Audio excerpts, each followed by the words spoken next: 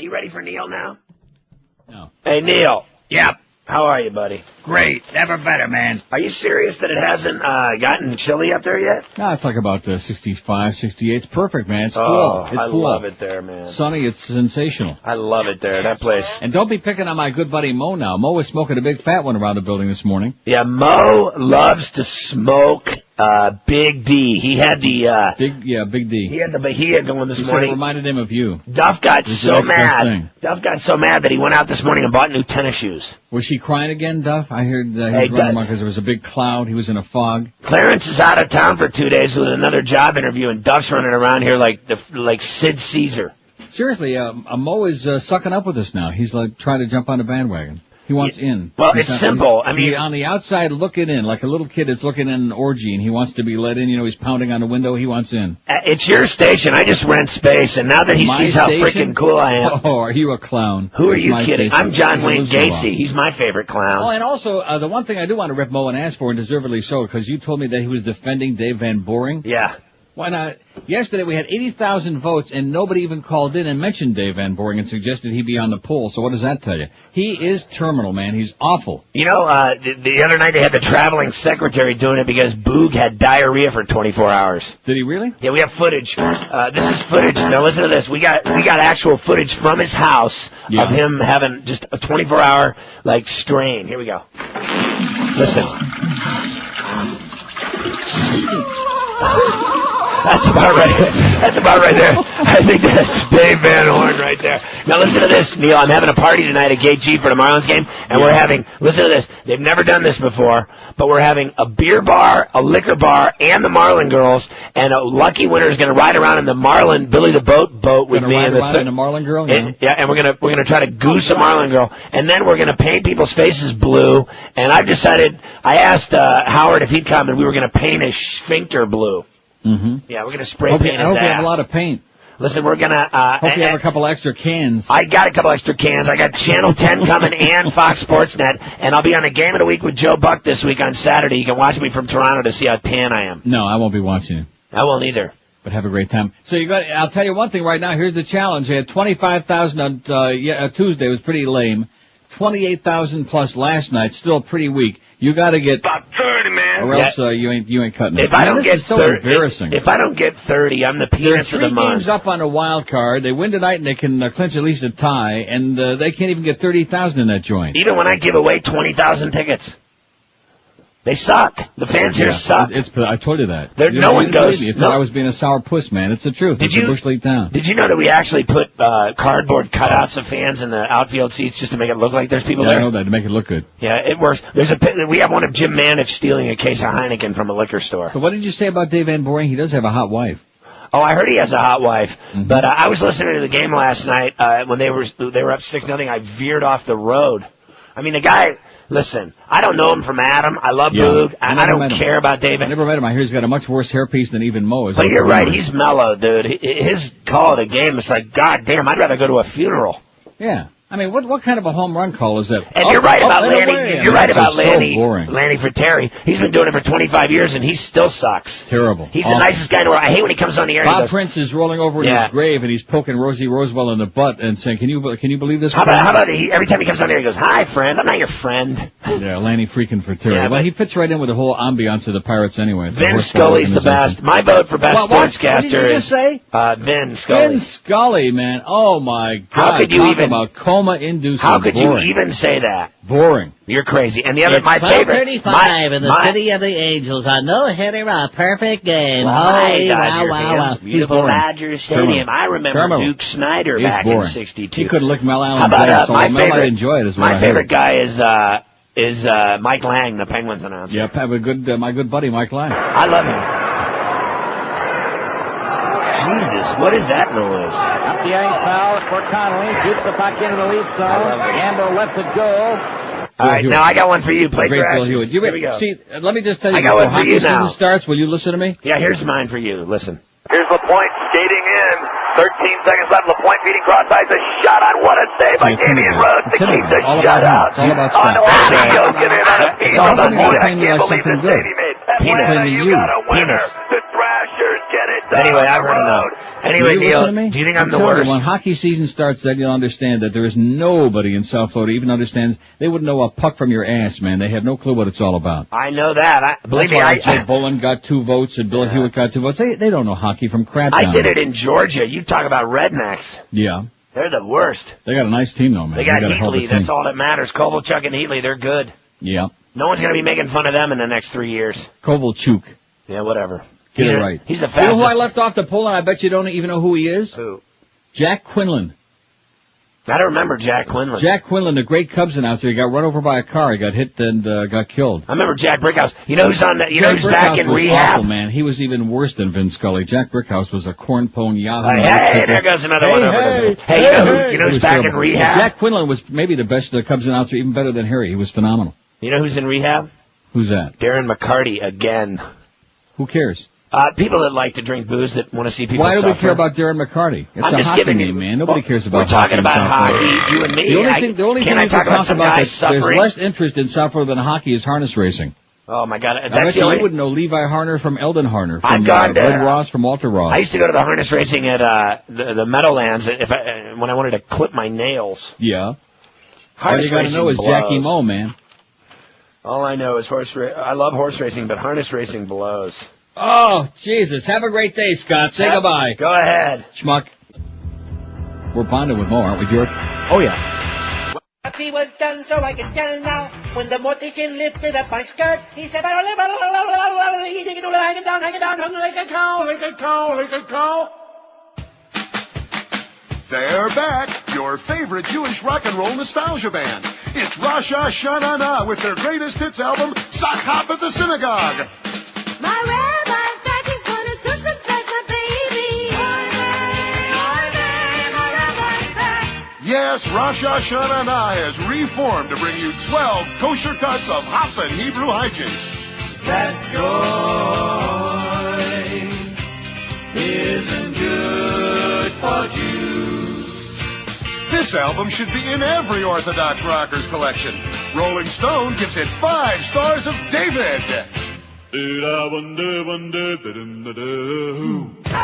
wrote the book of Job? Sock Hop at the Synagogue, new from Rosh Hashanah. Available at all record stores. We'll talk price when you get here. Don't pass over this album. The Hebrew. 10:08 at 560 WQM. Happy Thursday to you. Yeah, we're bonding with Mo. I never thought it could possibly happen. No, it could have not. At least you are, anyway, George. Right? Every day, George has got another story about he and Mo were like taking a crap together on the same bowl, no less. Well, he was washing, and I was He was washing it? We were chatting. I was chatting. Mo was smoking a big fat one this morning, which evidently indicates that he's really mellowing out. And then Muff came in, and she was crying. Oh, I made him put it out. He's smoking this. There's no smoking in here. Duff, you're such a pussy, man. It's embarrassing. You're such a little girl. It's awful. A little freaking girl who cries all over the place. Terrible. What's wrong with it? This non-smoking thing, man. If you can't smoke a big fat one while you're working, then what kind of a world is it anyway? It's not even worth being alive, is it? Oh, no. Now, did he give you smells one? Great. No, he didn't. Well, why not? I didn't ask. Hey, Mo, but you shouldn't have to ask. I think as part of the bonding, if you're really serious about this, about mending his fences and making up for you trying to get your ass fired and screwing with my show, right. I think the least he can do is give you a big fat one. No question. Anyway, I got a fax from Bill. I'm not sure if this is the Bill that hates you or a different Bill, but anyway, Whatever. It says, no, it's not, because it says, George, this morning, 6:24 a.m., Howard was rambling about yesterday's sportscaster poll, which means he must be listening. How you doing, Mo, my good, close, personal friend? I'm listening. And saying how Neil began to actually say something nice about him, blah, blah, blah. Anyway, he says as clean as can be, Neil, it's me, Mo. Absolutely. I don't really know what that means, but... So in other words, I'm supposed to be saying nasty things about him because it's Mo. Is that it? I guess. Well, that's amazing. I think there's a possibility there. Maybe we'll hear from the audience or whether they think there's a chance for a grandfather and child reunion. Since he is old enough to be my grandpa. I should play that. I'm my own grandpa just to piss everybody off. Let me know you. when. Okay, so you can leave? Right. I'll go take another how'd that crap. poll come out now? Let's see. Favorite sportscaster of all time. And this to me, I was saying before the show, even though you don't really care about it, but it really is like it's a microcosm of part of what's wrong with South Florida, the lack of cultural interest. I mean, sports, obviously, to a lot of us isn't that important. It's relatively important. Some of us like it. Some of us hate it. But it's just an example of the narrowness of South Florida. All they know is freebies and early bird dinners. That's all they know. Nothing else. and comunista, you know, that crap. That's all it is. That's why it's it's a social cesspool, man. It's a cultural septic tank. That's the problem. Do a poll on the greatest sportscaster of all time, and the really great announcer. I'm not saying that, Mad Dog won hands down, and they love him. That's fine. Who's your favorite sportscaster of all time? Not necessarily the best. Who's your favorite? Right. Jim Mandich, 216. All right. I mean, nobody even close. I hate sports, 160, 12.9%. This is out of 1,232. Howard Cosell, 122. And then it's way down. Aren't you surprised in the drop-off? What, me?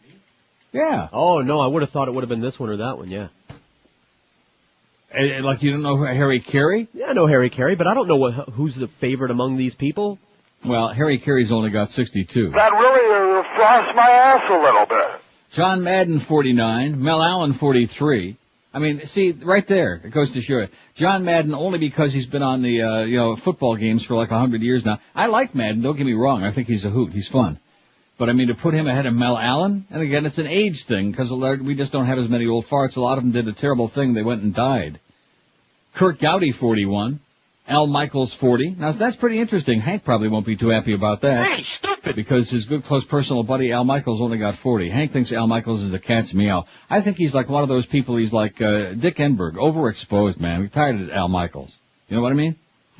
Enough already. I mean, he's better than Dick Enberg, but he's just too much. Too much of a good thing is too much. Keith Jackson, 37, went on there late. We apologize to Scott. He's very upset that his good buddy Harry Callis didn't make it on there. It's a good thing. He wouldn't have got no votes. He sucks. Bob Prince, 32. The great Bob Prince, certainly the best baseball broadcaster in history by far. Rick Weaver, 31. Mr. Weaver, we miss him badly. And those white hankies. Vin Scully, 29. Can you believe Pharrell says Vin Scully is the best of all time? Man, Scott. And then he plays his own tape on a hockey with a trasher thing there. Do you notice how Scott is a little bit full of himself? Would that be like an exaggeration? No. He's full of it. We love Scott Farrell, but he's full of himself. Mo Howard David at 28, right on Vin Scully's ass. Not a bad job, Mo. My good close personal buddy, Mo. Right. Red Barber, 27. Marv Albert, 26. See, that'll make Mo's day, the fact he edged out Marv Albert by a pair because he hates him like poison. I better do the break, then we can waste some more good time on the results of yesterday's poll. And then we got 2 polls today. Let's put the first one up, Eric, because I printed this thing out already. Yesterday we did Ted Kennedy beat out Bush handily. I still am saving that. I'll save these every day. If we had the election for president today and these were the choices, who would you vote for? General Wesley Clark, George W. Bush, or I wouldn't vote. Let's get that up there right away so that when we come back there after the break, it's up there and we got votes on it and they're like hopping on it. Because later on we got what I think is kind of a fun poll. We've done a similar one before, but not quite exactly the same. What's your biggest gross out? I think I was inspired by the conversation we had yesterday about people with red hair. And that's bad. I shouldn't have that feeling, but it's just, you can't help it, you know. Right. It's like what flavor ice cream you like. Right. You can't control that. These things happen. If we had the election for president today and these were the choices, who'd you vote for? General Wesley Clark, George W. Bush, or I wouldn't vote. That's it. Hop on it. 10:13 at QAM. Attention all you mortgage shoppers out there. The following message could save you a Schmidt load of cash. Tens of thousands of dollars. Interest rates for home loans are shooting up dramatically, but there's still an interest rate available at just 1.95%. That's right, just 1.95% from Financial Group. Call 1-800-940-LEND. It's true, the economy is changing, so if you're even thinking about refinancing your home, or if you want to move up to a better real estate investment, this is what you ought to be doing, is making that phone call today to Financial Group at 1-800-940-LEND. Listen to the kind of low payments you'll have to make at this kind of a 1.95% rate. If you have yourself a $100,000 loan, your payments are only a mere $368 a month. If you have a $200,000 loan, you pay only $736 a month. So call Financial Group today and get you the low 1.95% interest rate that you've been praying and hoping and dreaming about. 1-800-940-LEND. That's 1-800-940-LEND. They're an equal housing lender. Credit restrictions apply. Rate subject to change monthly. 5.19 APR. Live and local. This is Sports Radio 560.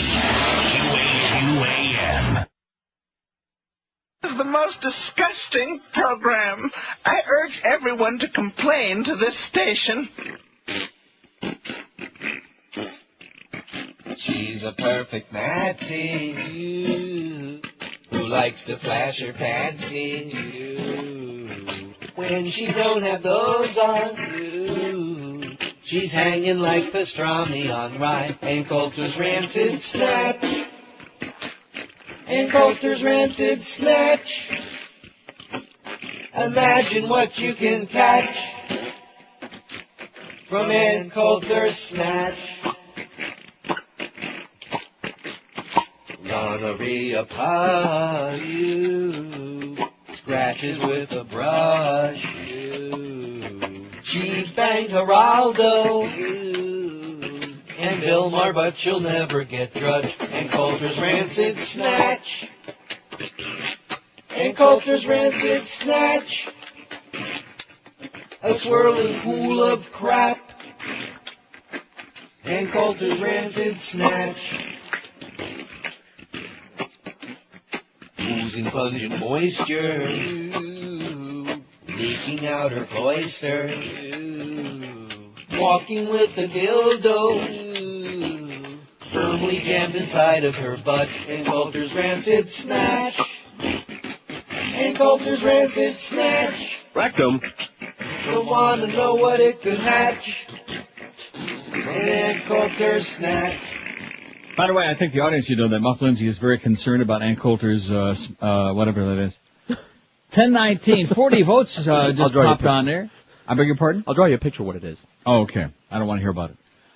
If we had the election for president today, who'd you vote for? General Wesley Clark, out of the first 40 votes, has got 67.5%. I wouldn't vote 8. And George W. Bush only 12.5%. Now, Ted Kennedy, on the other hand, had a tougher battle on this time. It wasn't close. Ted Kennedy had 52.3%, George W. 23.2%, and 24.4% said they wouldn't vote yesterday. But today, so far, General Wesley Clark is like off and running, baby. Anyway, getting back to the poll result, or should we take that call on 6 and see which chronic it is? You think? Whatever. Here's Pembroke Pines on the famous line 6. Hello. QAM. Hello. Hola. Hello. Can't hear him. Maybe the pot isn't even open, Scott. Is that possible? Because I can barely hear this call. It's open. Are you hearing him? Sure. I can't hear him. Well, he's not saying anything right now.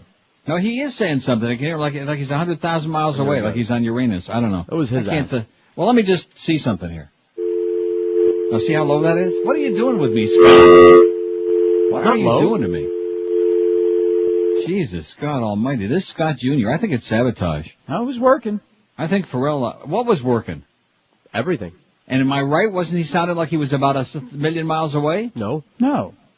You could hear what he was saying? Sure, he was saying Well, hello. I couldn't, so you got something dicked up there again, Mr. Hotshot, Mr. Scott Jr., Mr. I want to get paid even though I haven't got a freaking clue what I'm doing here. I couldn't hear him, and there's nothing wrong on this end. Believe you me when I tell you. Let's get an experimental call here. Come on, somebody call in so we can see what Scott's got screwed up today. 567-0560, before I get the rest of this poll here. Pound 560 on the AT&T line. Get somebody on the horn just for an experimental call to see what kind of technical disaster we have hatched here today. There you go, line 6. WQAM. See, I can't hear him. I can't hear anything. He's not saying anything. QAM. Hola. WQAM, hello. Dania Beach. What is it? Dania Beach? Dania Beach. Yeah, but the level is so freaking low on here. What are you doing? What is going on there today? You know something, seriously, any coincidence, any similarity between a radio station and QM is purely coincidental. See, Mo is finally caught on. I told you this before the show today. He's finally dropped his big heart on for us, and he realizes that the problem there is management and engineering and sales, all not necessarily in that order. That's the problem. The establishment of QM, not us. We're not the enemy. They're the enemy. They're the impediment to our success. It's got to be one of the great miracles in the history of mankind that this station does as well as it does. I mean, let me just try a couple of more, okay? And believe me, there's nothing on this end any different from what it always is. WQAM, hello. QAM. See, they're dicking with you on purpose now. WQAM. WQAM, hello. Neil. Yes, sir. You hear me, Neil? Yeah, but it's not sounded good. Not sounded clear. Neil. Yes. Hello, you hear me? Who is Hello? it? Can't hear you. Yeah, I heard him. Real mess. Just doesn't have the usual, it sounds like they're right next door all the time. Not today. Maybe there's something sounds fine over here. I beg your pardon? It sounds fine here. Well, it doesn't sound fine up here. How do you like that, Mr. Hotshot? That's it. You notice, folks, how he's like covered up for Scott's ineptitude? Oh, no. If he's How is doing this my something, fault? We'll find a way. If We'll he's figure doing it something, I'll rip him for it, but it's not him this time. Well, that first call, you're telling me you could hear the first call on line 6? Well, I couldn't hear him at all. Okay, so there was something dicked up on your end, because I haven't changed anything. There's nothing to change. I have no control over that. We understand. I have no control over that, Mr. Hotshot. I have no control. This is always a good one. WQAM, line 9. Can you hear me, Neil? Just barely. He's doing that on purpose. I'm not. Well, we want him in a low voice. You know who that is. WQAM, hello. Just barely. Yeah, just Hello? barely hear you. Oh, that's our crowd. By the way, we got a van hit today. This should be real successful. Miguel says, I had several calls this week for the van to go down to this area. We'll have our Best in Neil merchandise, the CDs. I got my own Low Howard David keychain. This is better than sex. And you can get yours too. 11 a.m. to 1 p.m. today at Dream Cars South. 17403 South Dixie Highway down there in South Dade. And you can get all your good crap there. We got the Mad Dog keychains, the wildly popular Jim Mandich, the Mo Howard David keychains, less than wildly popular, but bonding with us desperately. Take off those checkered pants. Right. Maybe Mo will say to you. You asshole. And then we got the CDs, of course, the 2002, 2003 best ofs, which have a lot of good crap on them, by the way. About time we get, and I have no total, I have no number on there, and I realize that, like everything else, it's just kind of like Slipshod, you know, we paste it all together. Maybe Miguel will give us a number, maybe the guy will give it to him, maybe he won't, and yada, yada, yada, we'll do the best we can, that's all. No point in my getting all bent out of shape about it, because all we can do is the best that we can. There you go. Under make-believe circumstances. And I looked on the QAM, now let me just do it again here, okay? I don't want to rip them an ass unless they deserve it, especially since my close personal friend, Josh Cordes, is involved, who happens to look almost human. No point looking now. I don't think he's even here yet today. No, it's supposed to happen today? I thought this was going to happen yesterday. It was a work in progress yesterday. You told me they were going to have a link. It was a work in progress yesterday. I couldn't find him, but now that everybody got emailed this morning. Oh, we don't want to have to make things happen too fast. I mean, it's such a big project to put another link on there to our fundraiser. Oh, please. It's just pathetic. It is just pathetic. I'm going to lay down on the floor. Let me know when you guys are ready to, like, run our radio station. Just shout. Just give me a holler. Ring the phone or something. God, that's just unbelievable. It's a work in progress. How many weeks is it going to take to get that on there? About 30, man. Okay, thanks. Thanks for the info. WQAM phone line check. Yes, can I talk to Neil, please? That sounds pretty good. I don't want to talk to him, though. I don't think he wants... He's ain't got nothing to say. That sounded good, though, didn't it? Yeah. Well, there you go. Well, don't try to tell me that sounded just like the first one. It sounded just like the first one. To you it did, but not to me. That's the point. I think it's sabotage. And by the way, I did see Gaslight a couple of times. 26 after 10 at 560 WQM. Here's a place that won't drive you nuts. Brandy Shoes. They take all the hysteria out of shopping for great name brand shoes because it's a wonderful place. For over 25 years, they've given people a perfect fit as opposed to giving people fits. Rockports, Echoes, Mephisto, Timberland, Clark's, SAS, Florsheim, whatever brands you love, they got them for you in exactly the size you're looking for, too, at Brandy's in Pompano Beach. They give you friendly personal service to make sure that you get a perfect fit every time. And no matter how big or small your feet may be, how petite or neat or whatever, they can fit you because they got men's sizes 6 to 15, women's 5 to 12, and widths from the very, very narrow to the very, very wide. And you know what they say about guys with big, wide feet. And with over 40,000 pair in their 8,000 square foot mega store, you can bet Scott Jr.'s life on it that whatever you're looking for is ready for to slap right on your foot. Brandy Shoes, they're at 1290 North Federal Highway, Pompano Beach, open daily 9 to 9, Sundays 10 to 5, and all this week at Brandy's. It's a red tag sale. Buy one pair of red tag famous brand shoes, get the second pair for half price. Stop in or check them out on the web at brandysshoes.com. Live and local. This is 560. The radio's all yours now. QAM. National Rifle Association. Let's face it, most of us will never be rich. Hell, we probably won't even be successful, and that's pretty damn depressing. But, as usual, with every problem, there is a solution. Hi, I'm Jim, and I'm here to tell you a little something about handguns. They scare the out of people and intimidate them into giving you whatever you want. That's right, handguns. Think about it. Need some cash? Rob a bank. Don't have enough money for beer? Pull up a convenience store. Take some chips and pretzels while you're at it. It's all free if you've got a handgun. Some son of a bitch cheating on your girlfriend? Kill him. It's a simple solution to life's complex problems. All you have to do is wait the 5 days for it, and happiness is just around the corner. Hell, if you don't want to wait the 5 days, who cares? Buy the damn thing off the street. Just buy a lot of handguns.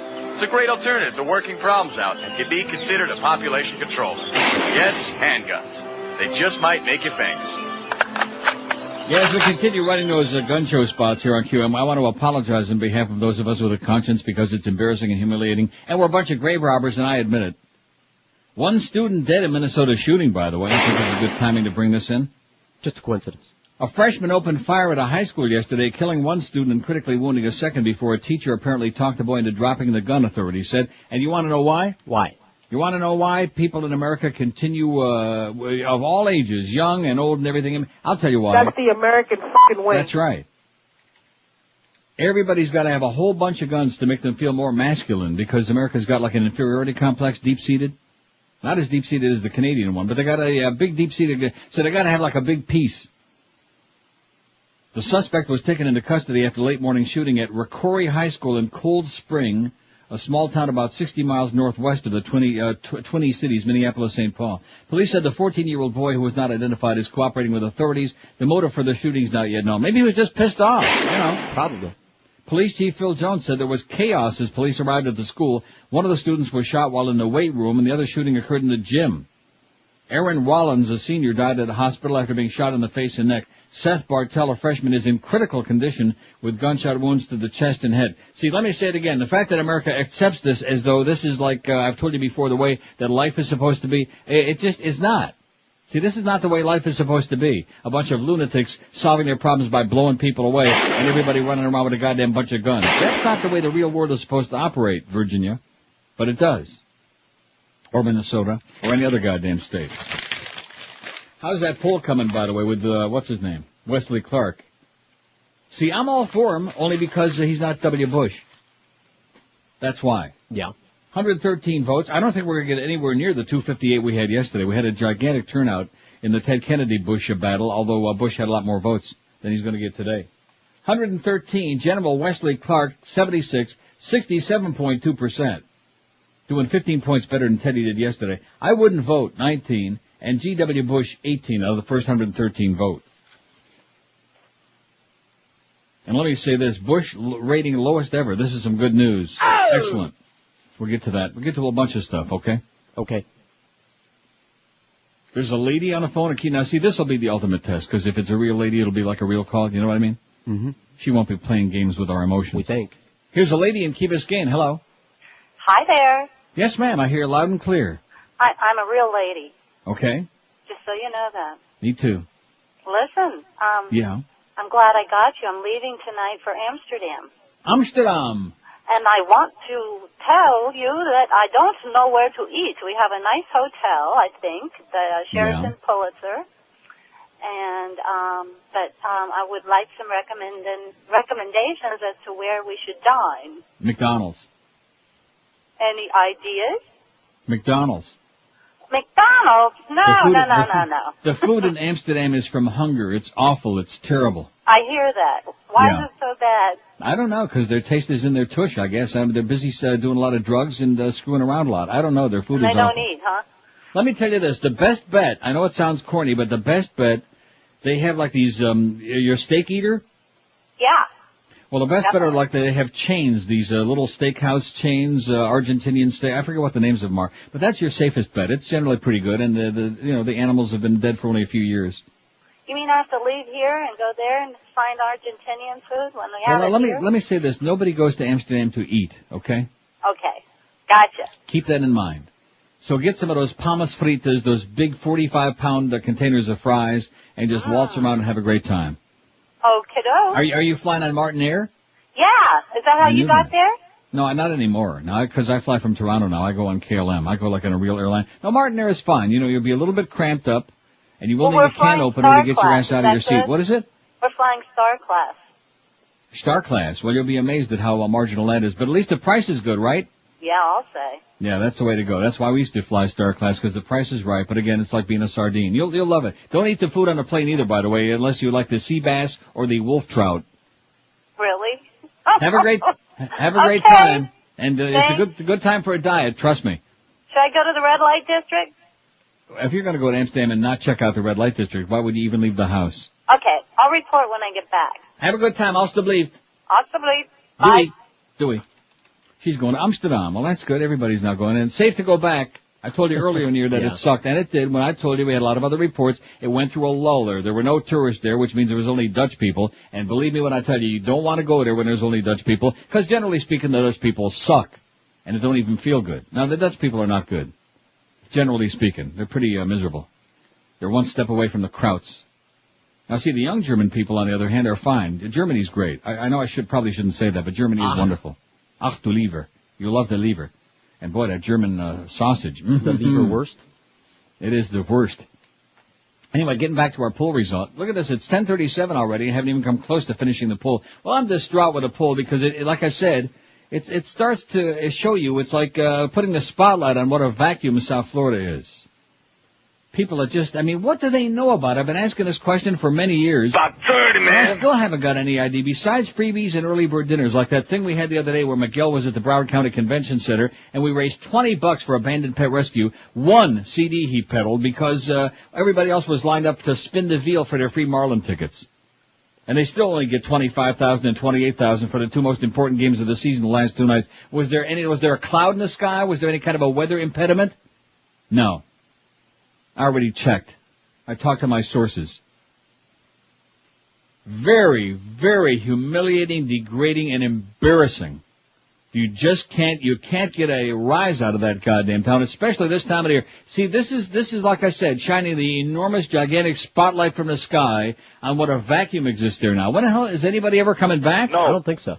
Jesus God, like everybody bailed out, like there was like a bubonic plague scare or something. And they just stayed there. Not that we want to get the audience all panicky, but that's what it seems like. Anyway, Marv Albert had 26, so Mo beat him out by 2. Nice going, Mo. Our good, close, personal buddy Mo, who was smoking a big fat one in the building this morning and bonded with George lately. He's sucking up to us. I think he's going through a change of life or something. Thinking. Got religion. Like always you said, New Year. Wasn't I the one who always said there was like a soft spot in him somewhere? You said that. I think it's in his rectum. Ernie Harwell, 22. Pat Summerall, 21. The Scooter, Phil Rizzuto, 18. Awful. Just one of the worst. Bill Zimfer, 16. Myron Cope, 13. Johnny Mouse, 13. Book Shambi, 13. Now, that's kind of a strange trifecta. Lucky Sonny 13. Hirsch, 11. Mike Lang, 11. Gene Deckerhoff, voice of FSU and the Tampa Bay Buccaneers, I think. Isn't he still doing Buccaneers? Yes. Fred Cusick and Lindsey Nelson and Hank Goldberg. All of those, they each had 10. Gary Thorne had 9. Dick Edberg, 9. Jack Buck, 8. Van Miller, 8. See, this is what gets silly when some of these people are getting so few who really deserve to be way up there. Chick Hearn had only 8. Mark Vandermeer, 7. Gene Hart, 7. Voice of the Flyers. Another taste of Tasty Cake. You ever have any Tasty Cake? No. That's why he's dead. Too much. Dan Kelly, 6, also dead. Dizzy Dean, 5. He's dead. Rick Jenneret is alive, lost a lot of weight, by the way. Looking good, Rick. He's great. Rick Jenneret's only got 4 votes. See, how can there be a hockey team in South Florida? Seriously. Assist number 8, Dory, and number 9, Allman. Henderson, Allman, and Dory. They've made a change on that play. Thanks, Bill. At any rate, they know nothing about hockey, and that's why Rick Jenneret's only got 4 votes. Morty Glickman's got 4. Dick Vitale, 4. Dave Halberstam, our close, great personal friends, got 4. Joe Daggiolo's got 4. Win Elliott, 3. Marty Brenneman, 3. Foster Hewitt, 3. Joe Bullen, 3. Chuck Thompson, 3. Skip Carey and Bill Hewitt each have only 2, which is an embarrassment. Right, Bill? What else? Chris Schenkel and, which we spelled wrong, we apologize, only 1 L. Wade Hoyt, Rosie Rosewell, Jim Gordon, George Kelly each had 1, and no votes for Tom Brenneman, John Davidson, Tim Ryan, or Jim Woods out of 1,232. Oh, man. How can there be sports teams in South Florida? See, it used to be just the Dolphins, and you know what? What? That's what it should be now. Okay. There is absolutely no way that area, that community will ever be able to seriously support. I'm talking about in a meaningful way. I'm not just talking about have a bogus number of tickets that they supposedly sold for an NHL or NBA game and then have a bunch of people milling around in the hall because they really have no interest in what's going on and they didn't pay for the tickets in the first place. That's not a sports town. That's not support. See, that's just phony baloney. And just like now, even these people that are showing up for the Marlins, probably half of them are just front-running phonies jumping on a bandwagon. Am I right, Scott? You're right. I am right. Always. No, I'm not always right. In fact, sitting down here this morning was one of the worst mistakes I ever made in my life. Why is 10:41 at 560 WQM. Looking away, General Wesley Clark has got 71%. Oh! He's pulling away like Secretariat, like a thundering machine down the stretch, opening up 100 lengths and pulling away from George W. I think Wesley Clark is going to spank his ass next year. I really do. With a paddle? And maybe win the election, too. 1042 at 560 WQM if you want to plunge your guts out, because, for a lot of you folks, sports, you're not really sports fans, you're just gamblers, which I'm not all that crazy about that, but if you're one of those people and you got a lot of company in that town, VIPsportsbook.com is South Florida's best. And speaking of the Netherlands, which is mighty important, that lady's going to Amsterdam. VIPsportsbook.com is the oldest and largest book in the prestigious Netherlands, Holland, Amsterdam. 100% legal and licensed, unlike a lot of those bookies that you hear about on this radio station, which are located in the jungles of some 85th world country that you might never see your money again. So if you want to plunge with confidence, 100% confidence, call the best in South Florida, VIPsportsbook.com. Call them right now toll free at 1-866-VIP-BETS. BETS. Sign up now. You can bet all the South Florida football and basketball teams juice-free all year long. And God only knows we'd all love to be juice-free. You want to bet on the Dolphins? It's 100 to win 100. You want to bet the Hurricanes when they're playing one of those little girls' blind schools? It's 100 to win 100. So forget about the VIG. All signups get a 20% legitimate, honest-to-goodness cash bonus, not some funny money match play bonus that the other guys are yelling about. VIPsportsbook.com. That's where you find them online, or call them toll-free today and start plunging in peace with pleasure on your puss. Call 866-VIP-BETS. That's 1-866-VIP-BETS. Be sure and mention prestigious sports obnoxious QAM when you call VIPsportsbook.com, where, as we always tell you, you be the VIP. We're Sports Radio 560 QAM. And now it's time for another edition of the unpublished works of Dr. Seuss. Today's selection, Horton Hears a Hoe.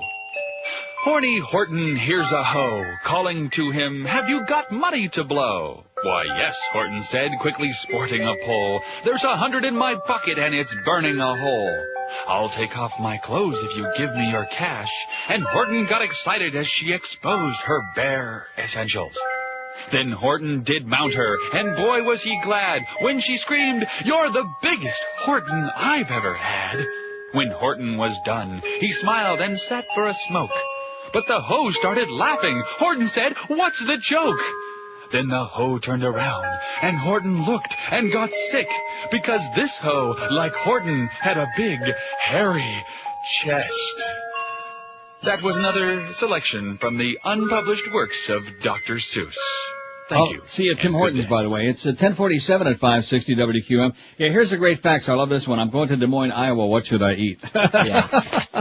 Oh, those calls. Why did I humor her, Because it was a woman. Right. It would have been a guy to rip him an ass. You're a softie. I am a softie for any female voice on there. I don't know why, because, Yeah. And then this fax from this chronic faxer. I always thought this... Huh? I know, that guy. I thought this was Rich Pachter with his handwriting, but maybe it's not. I think it is.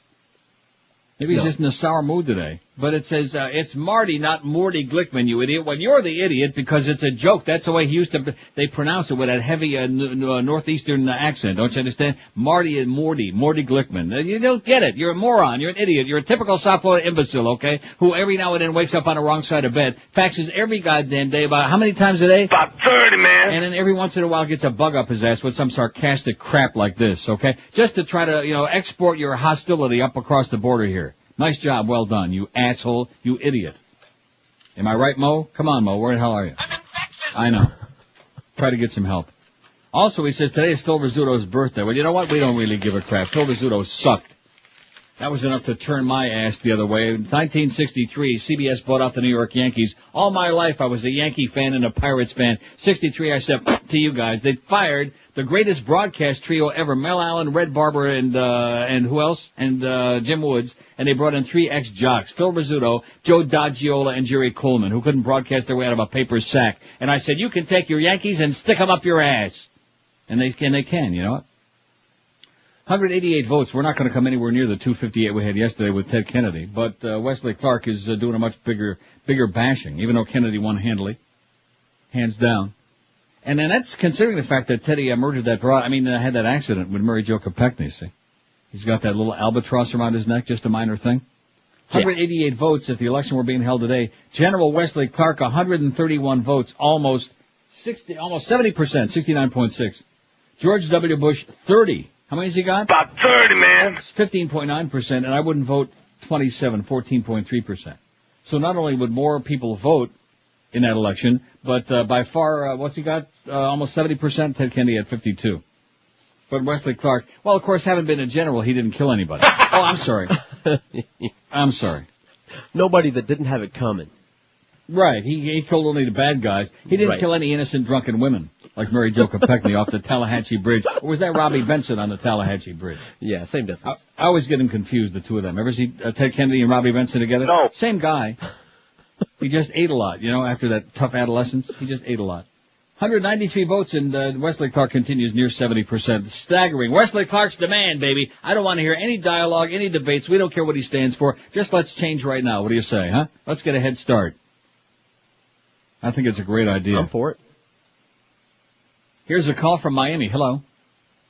Hello? Yes, sir. Yeah, Neil. Yes. I can't hear you on my end. Barely. Oh, there you are. Okay. A quick question. That's because I wasn't saying anything. Okay. A quick question I hope that you can help me with. Yeah. Please explain the difference or the relationship or whatever it is between the Netherlands and Holland. I understand that Amsterdam is in Holland, but I don't understand what's the Netherlands. It's just Holland is just like a nickname for the Netherlands. The name of the country is the Netherlands. And Holland is a nickname for it. Right. Oh, okay. I just don't ask me why. Once upon a time I knew where that came from, but it's the same thing. Okay, thank you. Plus, it's a lot easier to say Holland than the Netherlands, right? Yeah, of course. And I just thought maybe Holland was a state within the Netherlands or there is a Holland, province, Michigan. like Though I've been here. You don't want to go there. There's a town in Michigan called Holland, Michigan. They have a college there. Yeah. Okay, Neil. Thank you very much. Okay, there you go. And by the way, when you go to Holland, I'll tell you where you can eat. Do they have? And let me ask you this, George. If I'm going to go to Amsterdam, should I go to the red light district? No. No, you don't want to go there. God only knows what kind of perversion and filth you'll see there. I heard, what kind of perverts. Don't they have a lot of blue light specials in the red light district? Yeah, no, they have green light specials. Why green? Look at that, Toronto 3 and Detroit nothing. Of course, this is 100 years ago, but like I said, when you're a Leafs fan, you have to live in the distant past, like being a Dolphin fan. Now, I think that all the other sports teams, I hate to say it, I say especially with the Marlins having this big run, they all got to leave, because it's not a sports town. It's never going to be. It's not an anything town. It's a stopping off point, like Anne Bancroft said. What was the name of that movie, that Harvey Firestone fag movie? Well, could you narrow it down? Don't you remember? No, the Harvey Firestein fag movie with Anne Bancroft. The one where he says, I just want to be loved. Is that so wrong? Is that at any rate, she had a great line in there. She said, when we get old, we all go to Florida to die. Right. And that's right. That's what it is. It's a place for old people to go to die. Not a place for living and breathing people, by any stretch of the imagination. And our poll on the sportscasters, I think, is a tremendous reflection on the lack of just, they just, and again, I know you're not interested in sports, but like I said, you could substitute almost any other category there, and it would be the same. It's like, huh? Yeah. What are you talking about? We don't know from that. We don't know who these people are. What do they know? What did they do? All these people who came from someplace else, what did they do? Did they have an early bird in New York, in Manhattan? Oh, I'm sorry, Manhattan? See, because then he'll write again, it's not Manhattan, man, it's Manhattan, just like Morty Glickman. See, that was the famous thing about Marty Glickman, is because it was always Morty Glickman. Calling the races at Yonkers before Bullet Bob Meyer. These people, man, it's annoying. I shouldn't get aggravated. It's because it's payday, and maybe a check actually showed up today. That's probably why Clarence took off 2 days. They're probably stonewalling on a check again. Oh yeah, we got the check in a drawer here somewhere. Neil, what's her name downstairs? Thought you were still here. That was the deal last time. Yeah. Who are you people kidding, man? Who are they kidding, huh? What kind of an outfit is that they have to hang on to your check for a couple extra days just to make sure it doesn't clear right away because they're trying to rob from Peter to pay Paul so they can pay the broadcast rights for all those goddamn ball games so Greg Reed can be a jock and run around. Oh, look at me. I'm Mr. Sports. I'm Mr. Sports. Sports. Yeah. Mr. Schmendrick is what we call it. In fact, that's probably about the best we call him. Don't forget, just moments from now to Best of Neil merchandise, and we're going to go for a big day today. For what, about $50? Sure, at least. Well, I know you can't do 50 because we don't have anything for $10. It's got to be like an even number. Maybe about $80 today we're looking for at the Dream. Of course, you know what Miguel says? Nobody wants my CDs this year. Nobody wants your crap, Neil. That's what he said the other day after George pulled him out of Doreen. We're like a boxing match. You had to get the referee in there to separate him. 219 votes. Now, we'll never make the 258 that we had for Teddy Kennedy. Although Wesley Clark is winning by a much bigger margin. 153, 69.8%, damn near 70. George W. Bush, 35, 15.9%. Now, what did he have yesterday, Bush? Like I remember. Well, I got it here somewhere. Just relax. I got it here somewhere, I think. Let's see, Howard Cosell, George Bush. I don't know what the hell I did with it. We got too many polls running around here, you know?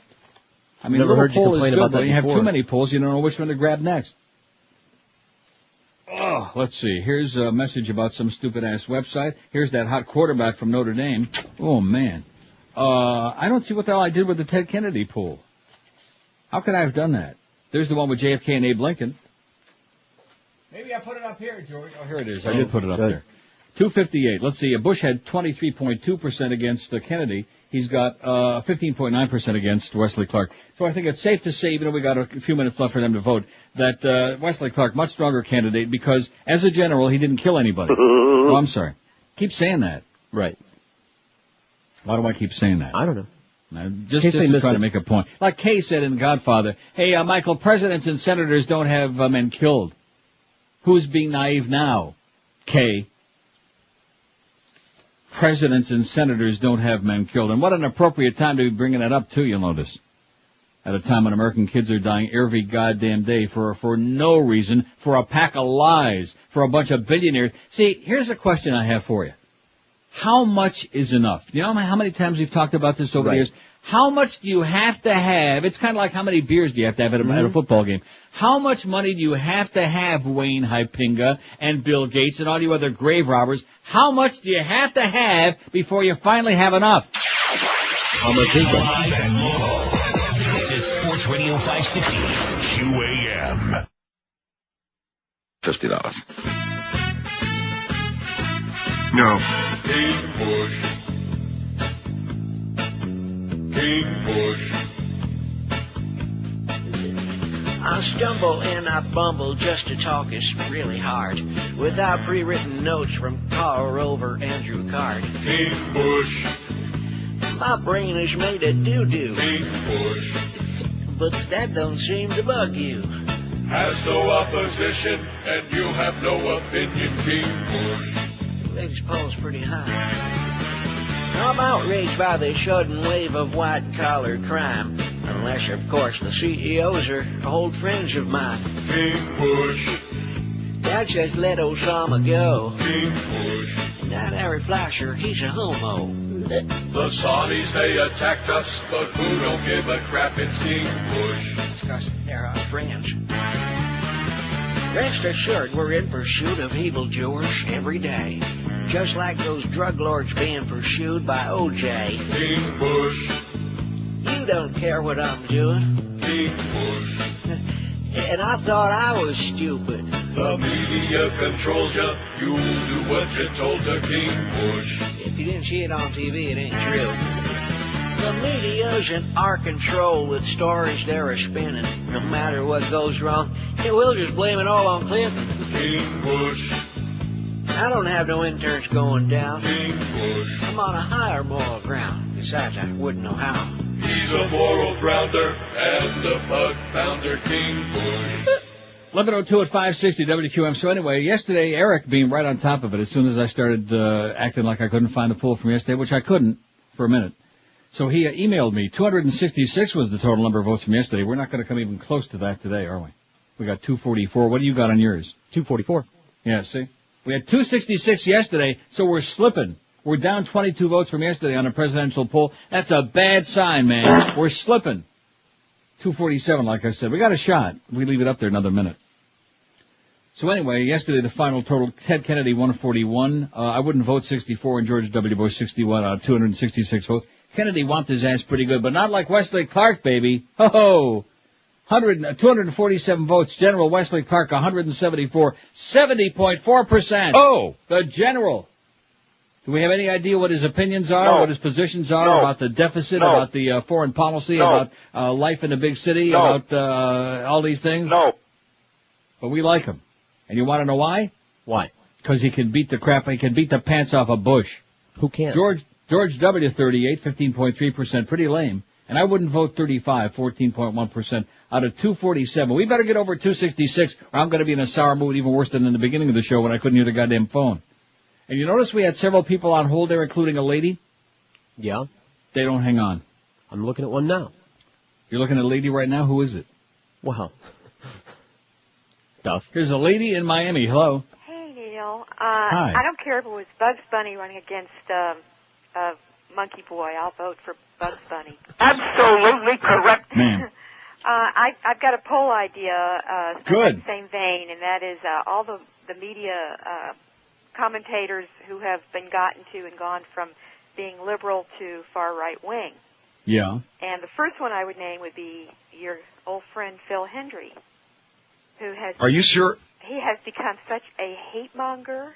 Yeah. It's unbelievable. He A makes sellout. Limbaugh look A left. total sellout. I mean, but he believes it. It's not just. I mean, he believes it with all his angry little heart. Yeah. He said the other day that we're going to stay there till the bitter end because we are entitled to our SUVs and our trips to Disneyland and the rest of the world. He was just had to be sarcastic. Oh, He no, couldn't no. Huh? I'm telling you, he means it. No, I don't think so. I think that knowing him, that had to be tongue in cheek. Oh no! I mean, listen. I used to listen to the guy and got. Are you sure? I got a few laughs at him, but now he's, beneath every comic, there's this really hateful person. He's there. I'll be damned. So, anyway, that Probably that he's illegal top of the alien he poll. married with the 15 kids. That probably soured him on life. Oh, yeah, but his wife's cheating on him, and those aren't his kids. How do you know that? Well, she's out of town a lot. Do you notice that? Yeah. And So what makes you think that she's cheating on him? What would you say that? well, that's the word. The word from who? I'm The not word gonna down the say. pipeline? I'm not going to say. The adultery pipeline? Just trust me, it'll come out. Okay. Okay, Wow. bye. Okay, have a great day. I guess she's Phil Henry basher. Okay. Well, whatever you want. And what did we have yesterday? 266. We got 267. I had to drag it out there a little bit. I'm not pleased with that at all. Final totals here. We can go Schmidt can that poll, Eric. General Wesley Clark, 186, 69.6%. George W. Bush, 43, 16.1%. I wouldn't vote 38, 14.2% out of 267. By the way, that was her opinion about Phil's wife cheating. I don't know. I'm not comfortable with that kind of crap, When people just throw crap out like that. Yeah. Well, it's you'll find out. It's in the pipeline. It's down the. And by the way, she didn't ask me where to eat though. Maybe she's cheating with that lady's husband. 5670560 pound 560 on the AT&T line. Here's poll number 2. Here's the important part of the show today. That was just. I don't even know if we should do that anymore, huh? Who else could we? We could put him against Jew Lieberman. Like I told you this morning, anyone. With this No, crowd. you're not listening to me. I know. Don't you see the big difference? We I had do. almost 70% for Wesley Clark and Ted Kennedy 52. Of course, Ted's not running for obvious reasons. Right. But, I thought, since Ted's the one that's opening a big mouth and saying things that make a hell of a lot of sense, I think we'll do Howard Dean tomorrow. Oh, yeah. Don't you? Sure. I'm still a Howard Dean man. I mean, a lot of you have jumped right on that Wesley Clark bandwagon. I'm not really sure why, just because it's the popular thing to do at the moment. They love a man in uniform. It's the fad du jour. But I'm just not all that crazy because within a couple of days he flip-flopped like crazy about the whole Iraq war thing. One day he said, well, he would never have voted for the resolution, and then he said he would have voted for the resolution, and then he said, what did I say? What is that? Yeah, what did I say? What do you want me to say? So I'm just, he reminds me of Arnold, only with like a better uniform. They had the big debate in California last night. We'll talk about that eventually. And if Arnold thinks he's really putting his best foot forward, who's waiting in the wings? Martina. Oh. Martina may run for U.S. office in the U.S. I guarantee you she could kick the crap out of Arnold. I don't care how much of a bodybuilder he used to be.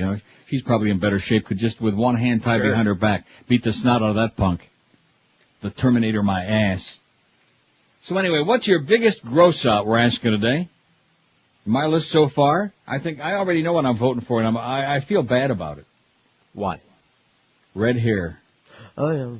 I'm That's sorry. why it's on top. I can't control it. It's just like how come I like Nestle's turtle ice cream. I just do. It's just my Now, taste you've never buds. seen a It does a redhead? dance on my taste buds, okay? You've never seen a redhead you were attracted to? No. Really? No. Wow. No, in my life, I have never seen a male, female. Now, name me some famous females with red hair. Actresses like. Julianne Moore from Magnolia, for example. She's got red hair? Are you kidding? It's I flaming love red. Julianne Moore. Yeah. I think she's great. And I'll come up with other ones, I'm sure. But she doesn't have like that. You know the kind of red hair I'm she talking does. about. She's She got the doesn't have like freckles, carrot she's got the top red hair, complexion. huh? Sure. She does? I mean, it's not like flaming like neon red, but it's red. Are you sure? Oh, yeah. Was that Phil? Matter of fact, Are you sure? Pubic hairs. Anyway, what's your biggest gross out? Well, I'm just saying, generally speaking, there's always an exception. Just like sometimes you'll see fat people who are very, very attractive, and you say, God, if they only lost about 600 pounds, they'd be hot. You know? Yeah, ain't that tragic? It is sad, especially young people. You'll Right. see young, Makes me wanna cry. and you think, God, if they just lost like 40 pounds, they'd be beautiful, man. Right. I might even look for it. Well, you can't look for it now, because who the hell could find it in the middle of La Caja Folds? Jaws of life.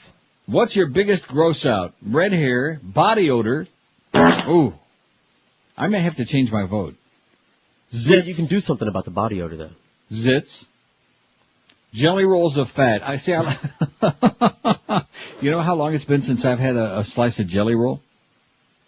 You know what I really enjoy? Or around your See, waist? how do we always come back? How do I, not we? I do it. It's my fault. I'm a pig. How do I always bring everything back to food? When's the last time you had a slice of ice cream cake roll? You know what I mean? Oh, that's a good question. It's been a long time. You know what I'm talking about? Sure I do. It's good. Oh my God, do Especially I when love you let that it stuff. melt a little bit so the cake gets a little moist. Do they make that like at Carvel? I'm sure they do. Because Carvel really sucks, but that's one thing I think they have that's really good. You don't like Carvel Cookie blows. Puss? Cookie Puss? Yeah. Cookie Puss? Cookie Puss. What is that? Cookie Puss? No, the pus was yesterday. No, I heard it That in was a bit that today. oozing pus from Ann Coulter's rectum or whatever that was that Muff got was crying about. Oh, what are we gonna do? You know, Muff, we like you, Muff. You're a good guy. Don't ever make a mistake on that. We like you a lot, but you're such a little girl, man. And you're crying about Mo was smoking a cigar. And my hat's off to Mo. I'm starting to like cotton up to him a little bit, and even George is starting to like cozy up, even though he tried desperately to get your ass fired. But you know what? He did the right thing. Can't live in the past forever. Absolutely. He did the right thing. He backed off. And like I said, now he's finally, a little after a year and a half, the light bulb went off in his head and he realized it's not us who be the enemy. It's management and the engineering and the sales staff. These are the people that were fighting all of us together in a common cause. And when I come back to town in about 40 or 50 months, no, seriously, when I come back, I think we ought to have a smoke-in one morning. I think so. I got my I know cigar. Pharrell would light up a big fat Sure. one and maybe a cigar too. Water pipe. There you go. Don't you think that's a great idea? That's an excellent idea. We'll have a smoke-in, and then we'll see when Muff comes waltzing in. Oh, Greg, they're all smoking big fat ones, Greg. What am I going to do? Ah! You know. We'll lock the door and jam a wedge in it. Crying like a little lady. Oh, man, is he a pussy. What's your biggest gross out? Red hair, body odor, zits, jelly rolls of fat. I love the way I worded that. Man, I get such a kick out of myself sometimes. Bad breath, sloppy clothes, like me, or bad wig, like Mo. I just use us as examples. Right. So that's those are the first ones we got on the list. What's your biggest gross out? When you see a person, that could be somebody you know, somebody you don't know, whatever. Just, what visual thing? Or, I got one if you're gonna ask me. Okay. Bad nose. Bad nose? Yeah, ugly nose. No. See, you don't understand the pull. Again, you're associating a sexual connotation to this. It could be that, but that's not what I'm talking about. You got red hair on here. I have the same thing about noses. If it's an ugly nose, I run screaming from the room. Really? Well, Really. see, then, like I said, you understand the pull. Because that's what it means. You know, yeah, I know what And I you're can't saying. get past You see it somebody either. with a real obnoxious, ugly, grotesque nose, and you just want to start running because, like, what time did the spaceship land, you know? Like, men can have a big nose and it's not necessarily a big deal, or a bump Yeah. on their nose, and it's like, okay, maybe it works, maybe it doesn't, but if a woman has a big jacked up big nose, honker? ruins all of it. It just, it taints everything. By the way, Marty Glickman used to announce the races at Honkers. 11:13, we got 11 for body odor already. Boy, it's a good thing they're not here. Because some of those Pakis, man, and some of those Indian people, very nice people, fine people, they're the salt of the earth, but too much salt is not necessarily a good thing, especially in your curry. Hey, if you're underpaid, overworked, if your boss treats you like crap, maybe you'd like to have yourself a new high-paying career before the end of the year. And I realize it's September 24th, but the fact of the matter is, 25, is it? Holy crap, is this year just zooming by? But you can still get yourself the training before the year ends for a great computer job from our friends at Fast Train. That's absolutely correct. The demand for computer professionals continues to be gigantic. There's no better time than right now to get you a new high-paying career. You know, I think that call about Phil was a setup call, now that I think about it. Don't you? Because you know that he had to be just joking about Sure. SUVs Of course and he Disneyland. was. You know that had to be, I think it was a setup call. Fast Train offers job placement assistance, convenient day evening weekend schedules with 6 locations in Florida, including 4 in South Florida. There's bound to be one nearby you. Fast Train offers financial assistance for people who qualify, too. So what do you got to lose besides a marginal job, a lot of grief, a lot of headaches, and a paycheck that won't get you anywhere. Call Fast Train today and change your life in a really positive way. Call 1-866-FAST-TRAIN. Check them out on the web first at fasttrain.com, and then make that call and be sure to mention that Todd Dreck told you to call 1-866-FAST-TRAIN. Live and local. We're Sports Radio 560 QAM. Bud Light presents Real American Heroes. Real American Heroes. Today, we salute you, Mr. High School Guidance Counselor. Mr. High School Guidance Counselor.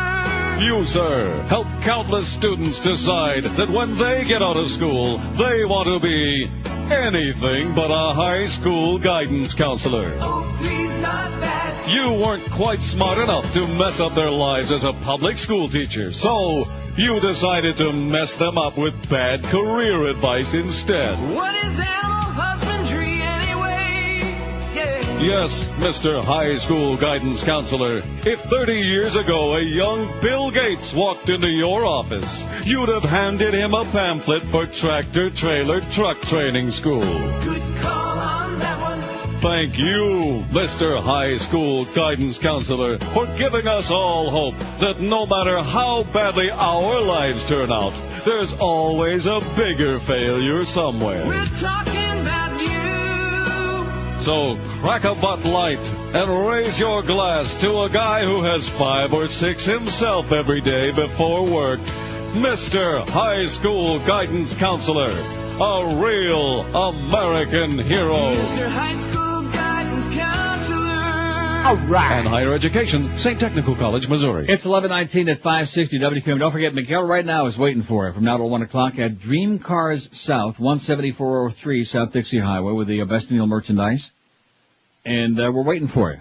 Any report yet? Yeah, he said, why isn't he talking about me? I've been here for 20 minutes.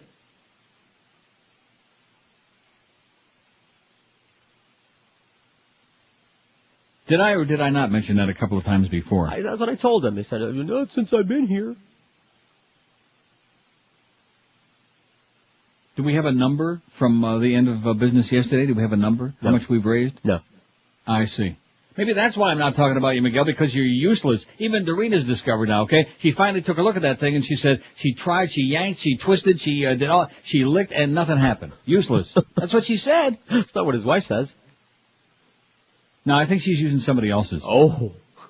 Texas University shuts down bake sale. Well, so obviously he hasn't gotten one dime yet down there at Dream Car South. You remember the old days when they used to say to us, pick a location and we'll go there. You remember that? Yeah. And almost every time it was a success. It was a jackpot, okay? Yeah. Am I right? Right. I'm not saying every single time, No, but generally speaking, more often than not, it worked out very well. Yesterday, he's inside at in the convention center in a player 2 days ago where they have to pay to get in, where nobody's got any idea what the hell's going on there unless they're computer nerds. And now today he's at, well, I don't even know anything about Dream Car South, do you? No, I know it's on US 1. That's something. It's a car joint. And look for the QM van there. Miguel is desperately waiting for it, and he's calling in bitching and bellyaching like a little child. Maybe he can come back to the station and sit around and cry with Duff. Oh, why won't they say something good about us? When you start raising some money, goofball, maybe then we'll say something good about you. Texas University shuts down bake sale.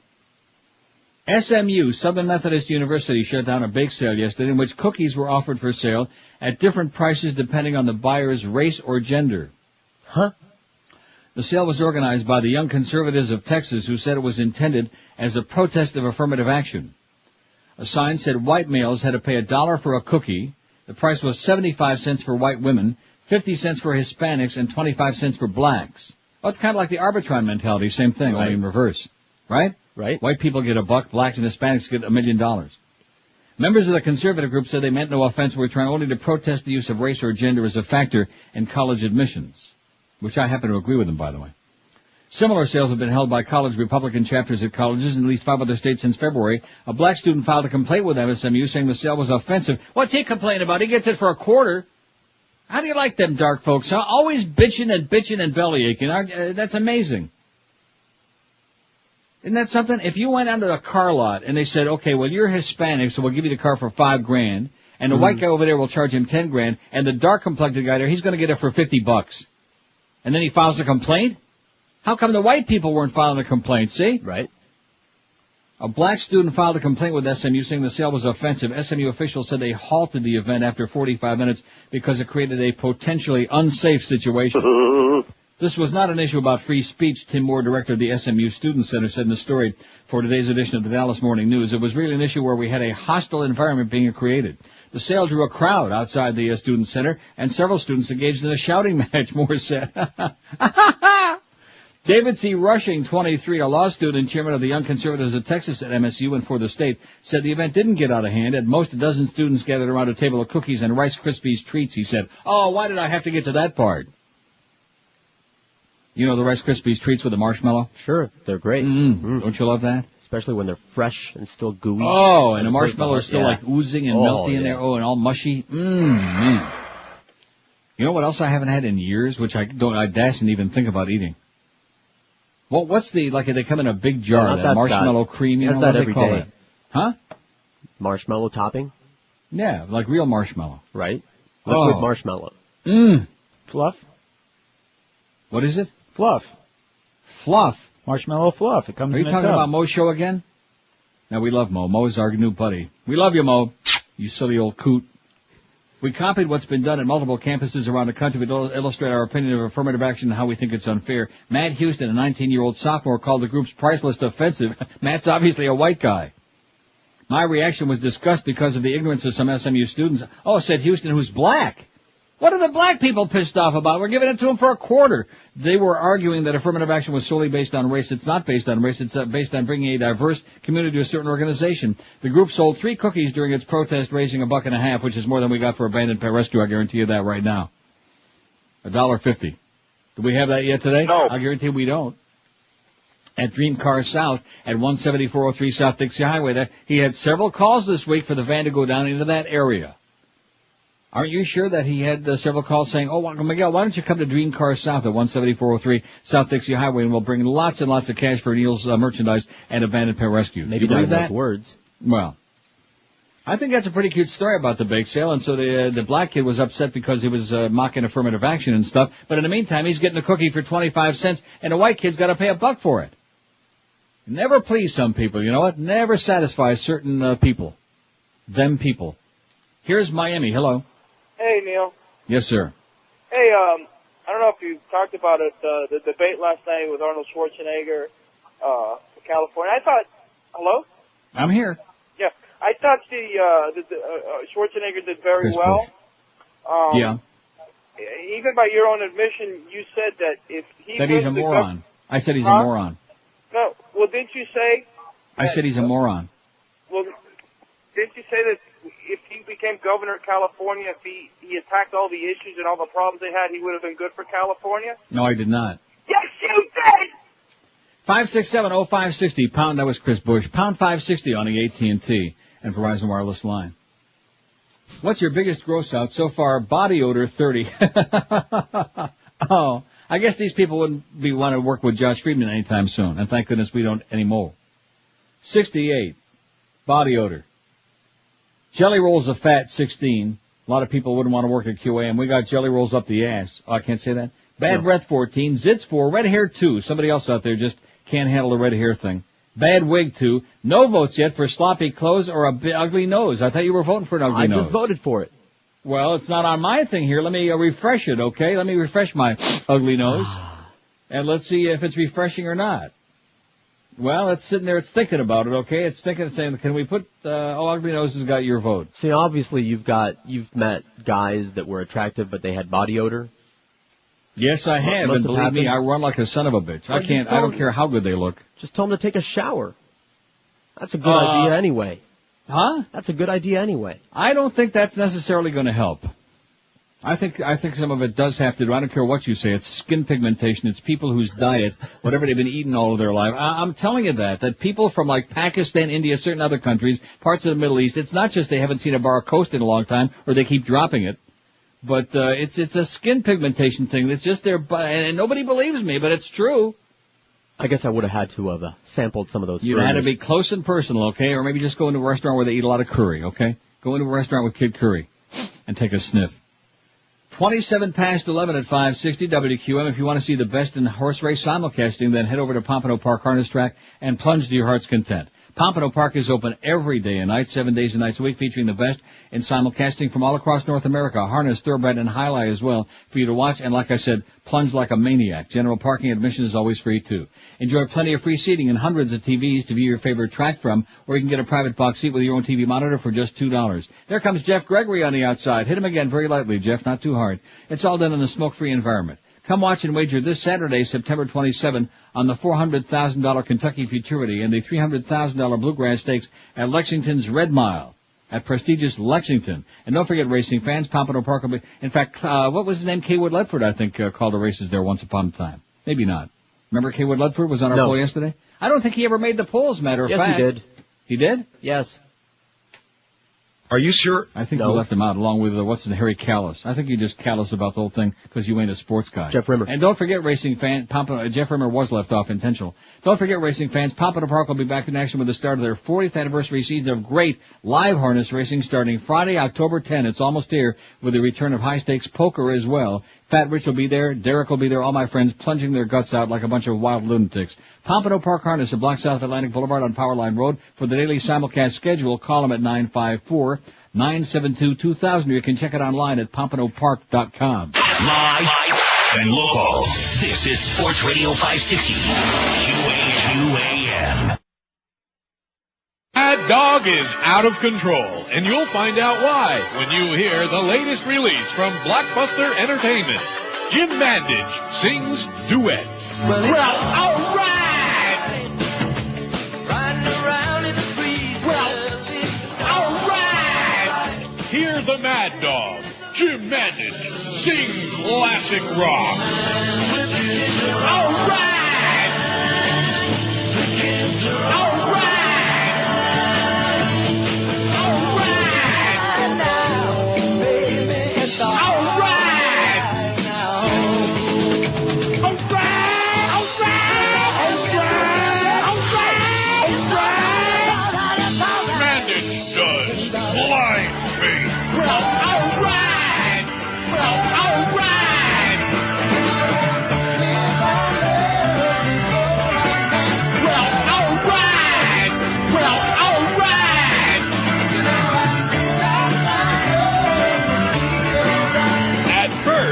Jim said he felt a little bit foolish. Kind of like a eunuch in a whorehouse. But now he says, I like it. I like it. The Mad Dog just can't kiss enough of that cottage cheese butt. If he wants me to sing God Bless America and pasties and a G-string up here, I'll do it. You got soul, and everybody knows that it's all right. Oh, it's all right. Listen to the Mad Dog sing himself happy. All right, all right. All right, all right, all right, baby! Jim Mandich sings duets, available now at all Blockbuster stores. 11:33, that's the wildly popular Jim Mandich, who won our poll yesterday of your favorite sportscaster by about a zillion votes. I mean, hands down, just buried the competition. How's it going, Mad Dog? I think he's on today, isn't he? We don't know. According to my schedule, he's supposed to work today, but he might be celebrating yesterday's poll victory. He's in the pole position. Mad Dog at 2, the Humpers at 4 till 6:30 before the Marlin game, and a really tough show because he's got Bino on between 5 and 6. So the Hanks really got like an hour and a half to work today. Marlins on deck, 6:30. Phillies at the Marlins as the Marlins try for the sweep and try to clinch at least a tie for the wild card with a win tonight, 7:05. 8 after the baseball game and Joe and Mark overnight. How's Miguel doing? $40. Well, I mean, that's a start. That's a start. Yeah. Not overwhelming. I don't think we're going to do 1,000. No. Well, you know what he said? He said nobody wants my CD, and certainly nobody wants... This is better than sex. Those more Howard David keychains than a Mad Dog. All right. What? They ought to want that keychain. Well, I know they ought to want it all. Don't look at me, mister. But we just can't get to it. If we had free Marlin tickets there, boy, they'd be lined up from there all the way to Ogis, I guarantee you. Who says he doesn't? Does he have free Marlin tickets? I don't know, maybe. He didn't tell me anything about spinning the veal or prizes or anything like that. It just basically is like a best of Neil thing at the Van today. And all you people down there in South Dade that are always bellyaching we don't come down there he is. Dream Cars South, 17403 South Dixie Highway. And we better raise like at least $1 million today. I'm going to be really pissed off and fired up. What's your biggest gross out? Body odor 42. By the way, why would that woman, what was that all about, that setup call with that bitch about chronic Henry? and there you, she's a chronic crazy person. She is? Yeah. I didn't recognize her. Oh, yeah. I mean, just out of nowhere. And his wife's cheating on him, and he's, obviously the things that she was quoting him on, even a child would know if they ever heard Phil once that was tongue-in-cheek about we have to have our SUVs and go to Disney. I mean, Jesus. Nobody could be that stupid, could they? Yes. Except that bitch. Don't ever call me again, you silly, crazy-ass bitch. Just looking to stir the pot. We're looking to smoke it. She's looking to stir it. What's your biggest gross out? Body odor 42. Jelly rolls of fat 31. I'm so sorry. Out of 106 votes. They don't like the jelly rolls of fat. I got them. I'm sitting here right now. I got my hands on it. Not for much longer. And my fat, too. No, seriously, I got my big jelly roll. What are you at? Speaking of that. 188. Oh. 2 pounds back up. But still, that's not real bad, though. Not that good, huh? No, the wrong direction. Well, but at least I'm under 190. Didn't I promise you I would never go back over 190? Yeah, well. And I won't. Okay. It's slow. You know what I mean? It's slow. Sure, I know. I'm trying to think of what I ate that, gave me a little bit of a setback. Liquid marshmallow. No, but that sounds pretty good. You know what would be really good? Would be a liter of that Breyer's Score ice cream with liquid marshmallow and hot fudge, alternately, melted in the microwave, alternately drizzled on it. Oh. And, what you do is you take the Score and you put it in the microwave and you know how I like to do, and melt it up a little bit, so it's not melted, but real goopy, soft. Oh, and mix in with that some hot marshmallow and hot fudge. Oh, man. Hey, I don't care what anybody says. I want the pill that lets me eat whatever the hell I want. From now until I croak, I want that pill. I deserve it. Huh? I've been dieting for a zillion years, man. About 30, man. More than that. And I'm sick and tired of it already. I want the freaking magic pill. All you grave robbers out there. Can you imagine how much money somebody's going to make someday? Because it will happen. Someday. It will happen. Somebody will make a pill, just like they have these fat blockers. They're all phony baloney. And they make you crap a lot. But there will be some kind of a pill that they invent that'll prevent your body from absorbing the caloric value and whatever is in the food you eat. Right. You know what I mean? Just kind of pass through real fast. It'll be like a Jewish holiday. You'll eat it, it'll pass over. Oh, wrong holiday, sorry. Happy New Year, by the way. Body odor 45, your biggest gross out. Jelly rolls of fat 34, bad breath 24. Zits 5, bad wig 3, red hair 2, sloppy clothes 1, ugly nose 1. George is the 1. And we can certainly add some more on there, but I think we covered most of the bases. Here's Pembroke Pines. Hello. Pass the marshmallow. Here's Westchester. Hello. Yeah, hey, Neil. How you doing? Okay, sir. I got two for you, but I turned the show on late, so I'm not real sure I'm on the same page with you on the gross side. You have two what? How about Rosie O'Donnell in a song, Underwear? Is that qualify? Yeah, and what's the other one? The other one was President G.W. Okay.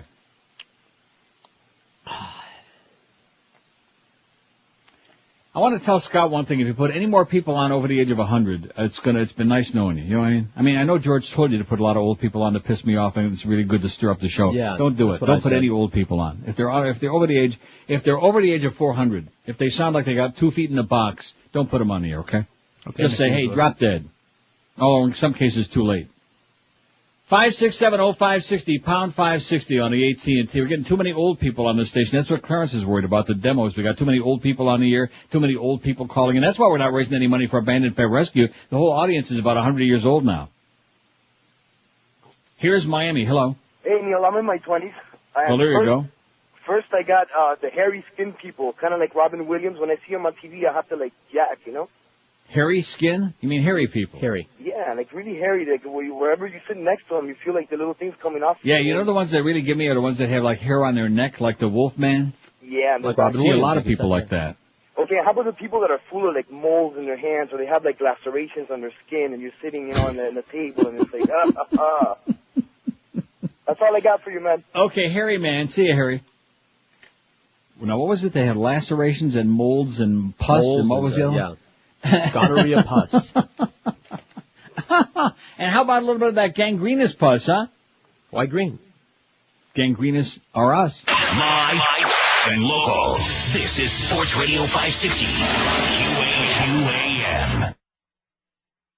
Howdy! Hi, I'm Spike, and you know, when I'm driving down Route 9W on a hot summer day, me and the missus always stop at Dickens Fruit Stand. They've got everything from fruit to vegetables, homemade pies, but there is nothing like their cider. Ain't that right, honey? Uh-huh. Dickens cider. Yes, sirree. Why, even though we were late for church last Sunday, she had to have a little Dickens cider. Uh-huh. She says there ain't nothing like it. Even my minister says his wife enjoys a little Dickens cider now and then. Hey, why don't you bring some home in our protective plastic rib bottle? That way it'll stay fresh. Or you can let it sit a while and have some hard Dickens cider. It's good at lunch, good at dinner, and there's nothing like waking up with a Dickens cider.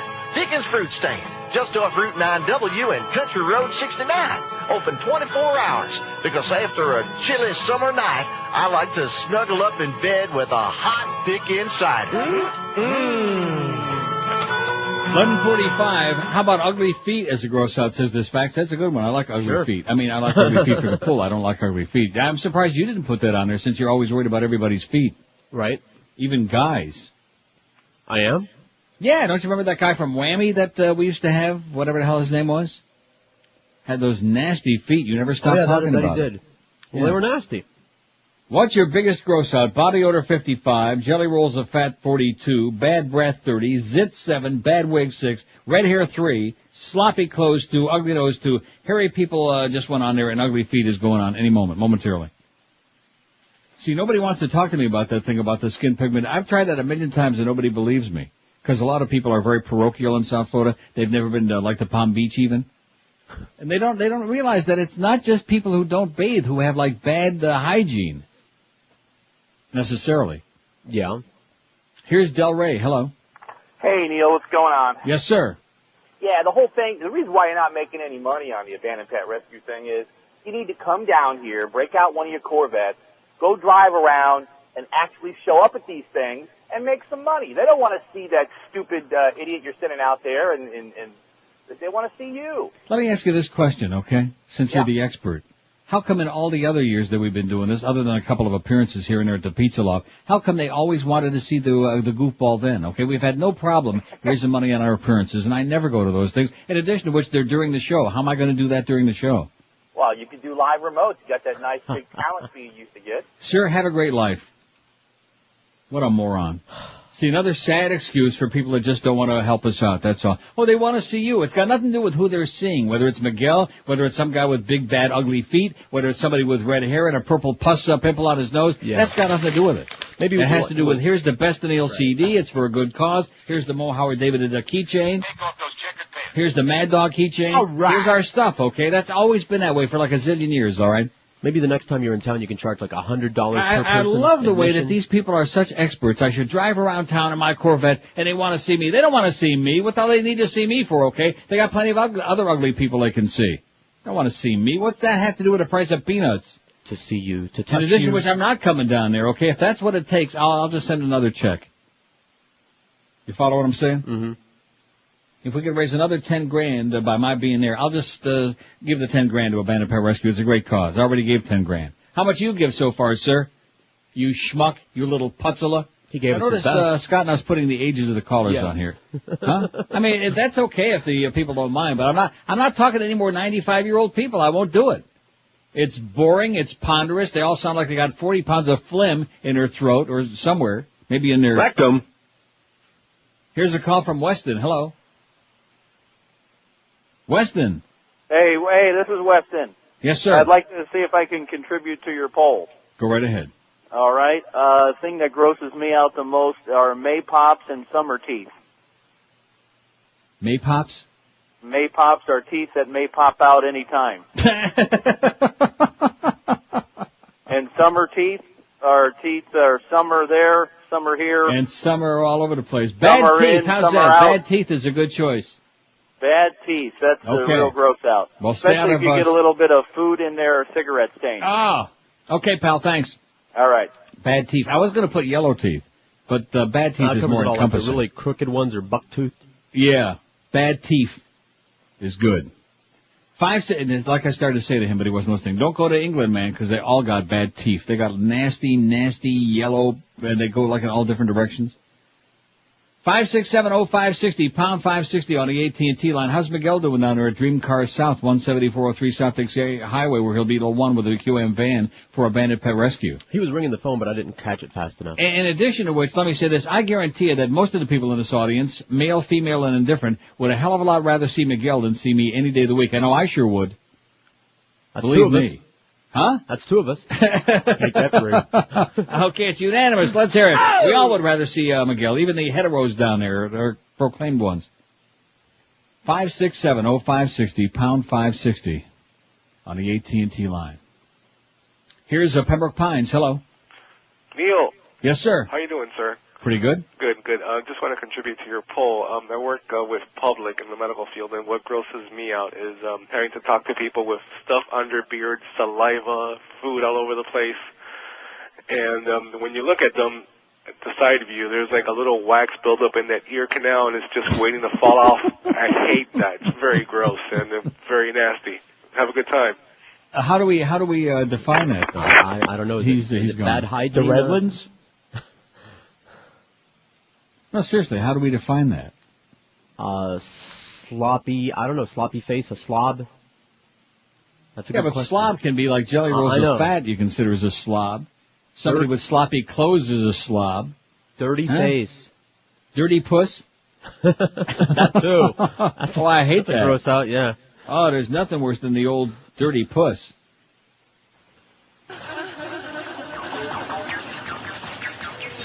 I like this. Oh, she's just cleaning hers out.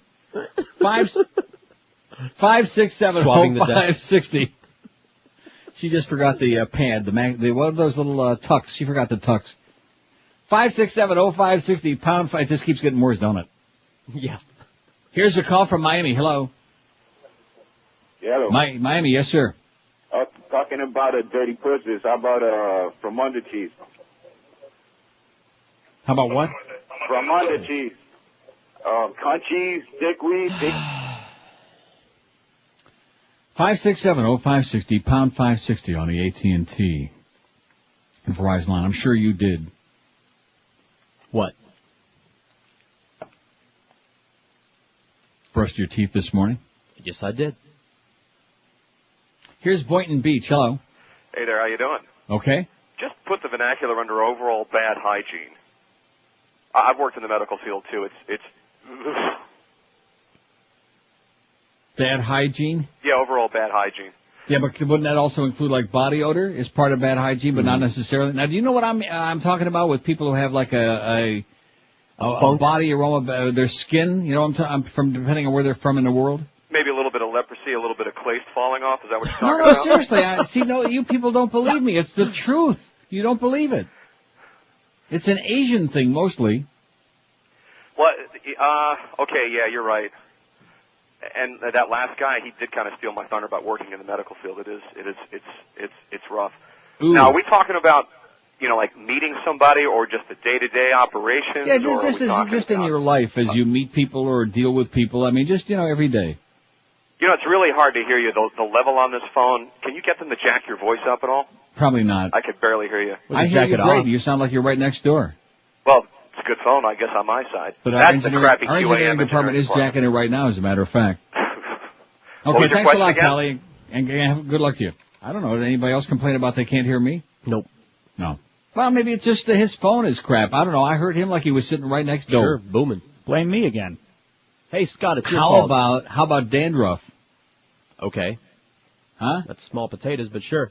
What do you mean it's small potatoes? I'm not just talking about your ordinary pedestrian dandruff. I know what you're talking about. I'm talking about people who have like flaky like all over the place. You know? Winter wonderland. Like in the eyebrows, and the eyelashes and ears, ear dandruff. Kind of reminds me of my old friend Bob Desbecker from Midtown Records in Rochester. Josh Friedman had ear dandruff. He had body dandruff. He had dandruff from head to toe, Josh Friedman, and smelled all apart. 5670560, pound 560 on the AT&T. I got some good news for you. Speaking of old people. Yeah. Florida's senior citizens lose break on car insurance as the crash rate rises. Oh, what a concept. Florida's oldest and youngest drivers now have something in common. Both groups can complain about high insurance rates, says the Sun Sentinel. For years, older residents enjoyed premiums at or below base rates as they had a reputation for being among the safest drivers on the road. Oh, now, what is this supposed to be, like a comedy column or what? That started changing a few years ago as insurance carriers started realizing that accident rates and claims began increasing once drivers passed their 70th birthday. In fact, the age 85-plus group has almost identical rates of property damage claims as the drivers in the 16 to 19-year-old group, according to an Insurance Institute for Highway Safety report issued earlier this year. We're a little slow in Florida, but they're finally starting to catch on that the people over the age of 100 probably shouldn't be out there driving around, like in my mother's neighborhood. The statistics show that much older drivers have accident rates that rival teenagers, so we have to charge a premium for the risk we're assuming, said Robert Hartwig, chief economist for the Insurance Information Institute, a nonprofit research group for the insurance industry.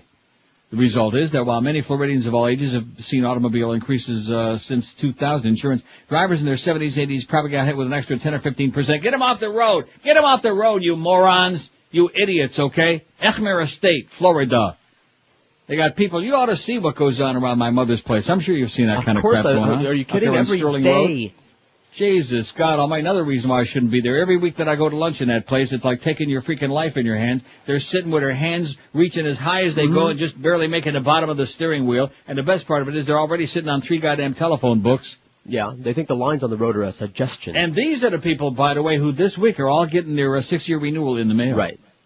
You know, the ones who are deaf and dumb and blind and amputees. Oh, just minor things like that. Live and local.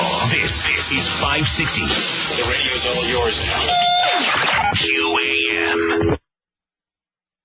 I'm coming. Well, congratulations. Get a life. Tonight on Fox, join the original cast of All in the Family, Dead and Alive, in the premiere of You Can't Do That No More.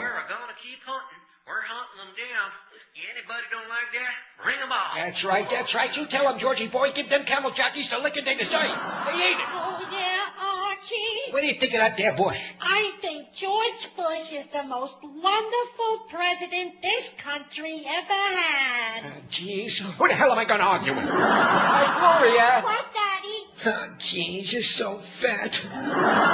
What do you think of that there George T. Bush? I think George Bush is the most wonderful president this country ever had, Daddy. Why? If I can't argue with somebody, I think I'll go nuts. Hey, Meathead. Hi, Arch. Boy, am I glad to see you. Glad to see me. Why, Arch? Haven't had a good argument today? Just got to ask you something. Go ahead. What do you think of that George T. Bush? I think George Bush is the most wonderful president this country ever had. Why? Why? I think I'm going to turn liberal fag. That's why. You Can't Do That No More. Tonight on Rupert Murdoch's Fox. 12:02 at 560 WQ. I didn't play the noon to 1 hour. I didn't realize it's moving along so fast. I didn't do that. Well, it's not too late. It's never too late to play the noon. And my very favorite, I hate to admit that this one's my favorite, This is Mark Morgan. It's the 12 to 1 hour on QAM. Oh, I get sexual excitement from that when he says QAM. I just get like a little tingle. Anyway, somebody said, fax this in, and how could we forget tattoos? If I could change my vote, I would. See, red hair the carrot top kind of red hair just really, I find offensive. I can't help it. I just, makes me cringe. But tattoos, and I'm not just talking about like a little nice, neat tattoo, you know. I'm talking about people who are like covered with tattoos. Grosses me out. That's far and above. If I could change my vote, I would. You don't agree? You like it tattoos? Depends. No, I don't like them, but they can be really ugly, like you said, or they can be Except when they benign. point at the sky and say, "Ziplane, ziplane." I think that's kind of cute. Yeah, he's great. Can't stand it. 5670560. How's Miguel doing? 120. That's in the first hour. Right. $120.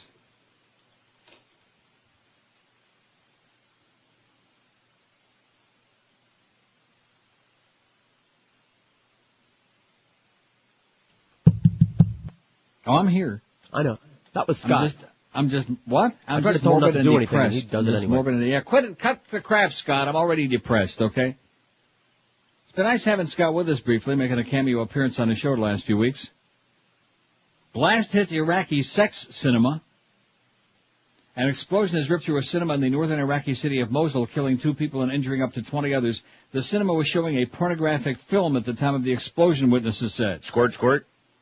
Islamic militants are known to oppose what they call immoral movies and have attacked some cinemas in a post-war Iraq for showing them. Earlier yesterday, a remotely detonated bomb left on central Baghdad roadside destroyed 2 commuter buses, killing 1 Iraqi and injuring 22 others. The BBC's Carolyn Hawley in Baghdad says the showing of porn films since the fall of Saddam Hussein has infuriated religious leaders in the country. Restrictions on the import of foreign films, including pornography, ended after the collapse of the former leader's regime. Religious and political groups have distributed flyers warning theater owners not to show films of a sexual nature. Oi! How do you like that? Maybe there's a little jerka under the burqa, you think?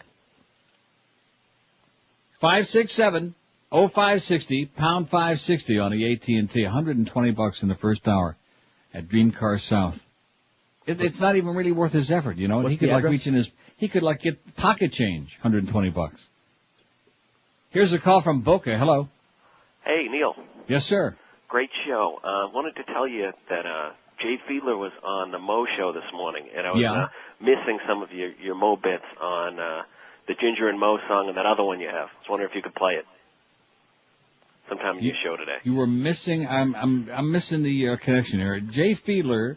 Jay Fiedler was on with Mo this morning, right? Like he is every Thursday morning at 6:45 to 7, right? And I hadn't heard your Jay Fiedler songs in a while. Jay Fiedler is on a Ginger and Mo reunion? Yeah, the Ginger and Mo reunion. Then the other one you have? What does Jay Fiedler have to do with a Ginger and Mo reunion? Don't you say that? You say, doesn't he dream of being in bed with Fiedler, his man his friend? man friend, yeah. Well, I guess that's in there somewhere, Yeah. Okay, whatever you say, pal. Have a great day. Like that. Don't you want to go just like that? Oh, all the time. I sure do. I mean, what the hell did that have to do with the price of peanuts in Peoria, huh? Or the way people smell in Augusta, Maine? I don't know. But, hey, not for me to ask. Just continue rolling right along, listening to all of this sputum. Here's a call from Deerfield. Hello. Yeah, hey, man, but I'm so long. It's hot and throbbing. Hey, I'll bet. talking about your body odor thing, I work with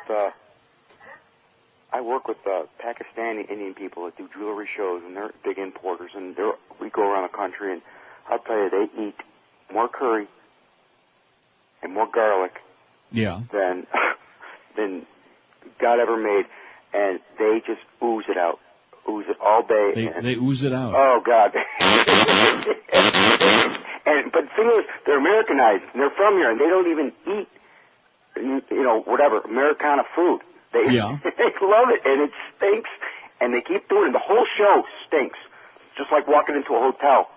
One of those little dump hotels, which you're not a schlepper like me, so you don't go to those, but it's just like when you walk into a lobby, one of those places, that's what those shows smell like, and they love it.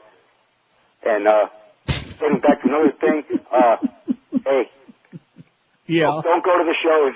I mean, don't go to the wherever Miguel is, because hey, Miguel might need change. And what? I have no idea. He's just there. It's this must be the moon may be in Uranus. I'm telling you. Why stop now? We're having such a good time. Oh, look at this. For Thursday, Duff asked if he would read this. Actually, he asked Doreen to ask me to ask you if you would read that. He asked Doreen to ask you if I would read this. Pharrell will be out there hosting the Wildest Party and Wildest True Colors, the QM Prize Patrol, balloon artists, fans, QM. Well, what does this have to do with anything? There you go. You read it. Yeah.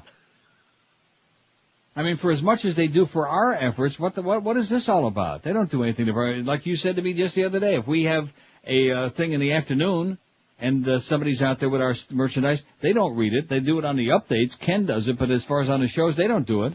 So when we get to the updates, we'll read it. Okay. Do we have any updates? No. I just, I just find this grotesque and ridiculous. Has nothing to do with anything.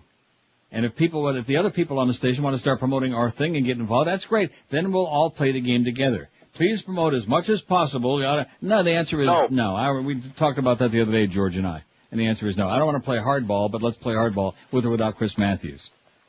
What's good for the goose is good for the gander. They use this show, and please do this and please do that, and they promise the client 85 million mentions. But in the meantime, anything we're doing, they can't be bothered with it. Nope. So the answer is no. 567-0560, pound 560 on the AT&T line. What's your biggest gross out? And we're just talking about, like, generally. I mean, it's not that difficult to understand. Like, you know, when you go to lunch, when you're in the elevator, when you're, like, walking around in a shopping mall, when you're jaywalking and almost getting hit in the middle of the street. What's the biggest gross out of who you encounter and see during your life? Body odor, 81. And they still don't understand that. They're never going to get it right.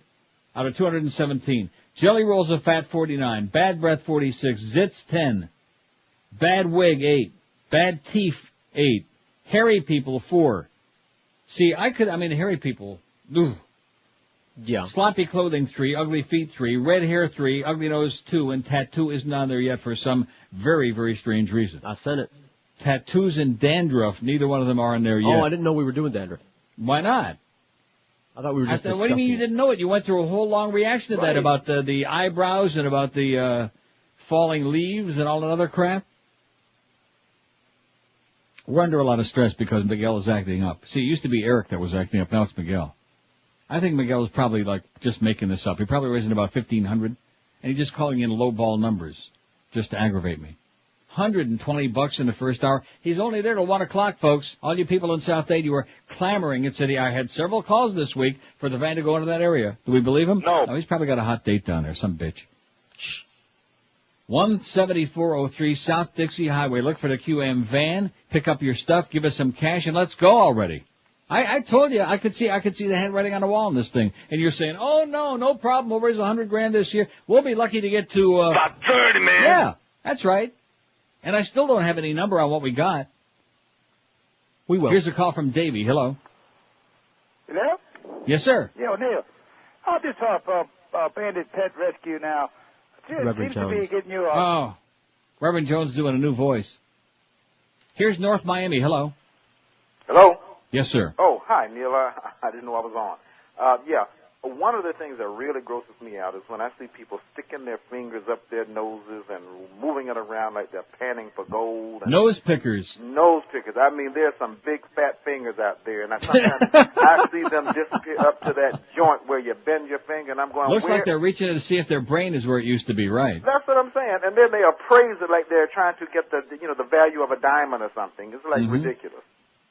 Yeah, but you'd be laughing your ass. They'd be laughing their ass if they actually plucked one out of there, wouldn't you? Well, I try not to get to that point. I mean, it's like looking at Ripley's Believe It or Not, you're curious, but then when they get to that point when it's coming out, I have to turn away. Exactly. But I'm with you, man. Thanks a lot. Okay, now. Nose pickers. And, of course, then the nose pickers who also are chewing it in public. You know, it's one thing to chew it in private, but not in public. Sometimes they look like a gummy bear. Oh, there's nothing like good crusty snot, man. Oh, boy. Next for a really low-cal, low-carb snack. What? Happens to be true. You know what I mean by crusty, don't you? Oh, you know sure. Exactly what I mean. Absolutely. Pulls hairs out with it when... No, not mine. I don't pull no nose hair.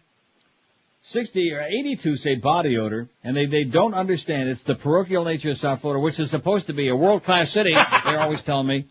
Nobody ever gets out of town. They'd like to, but they just can't get nowhere.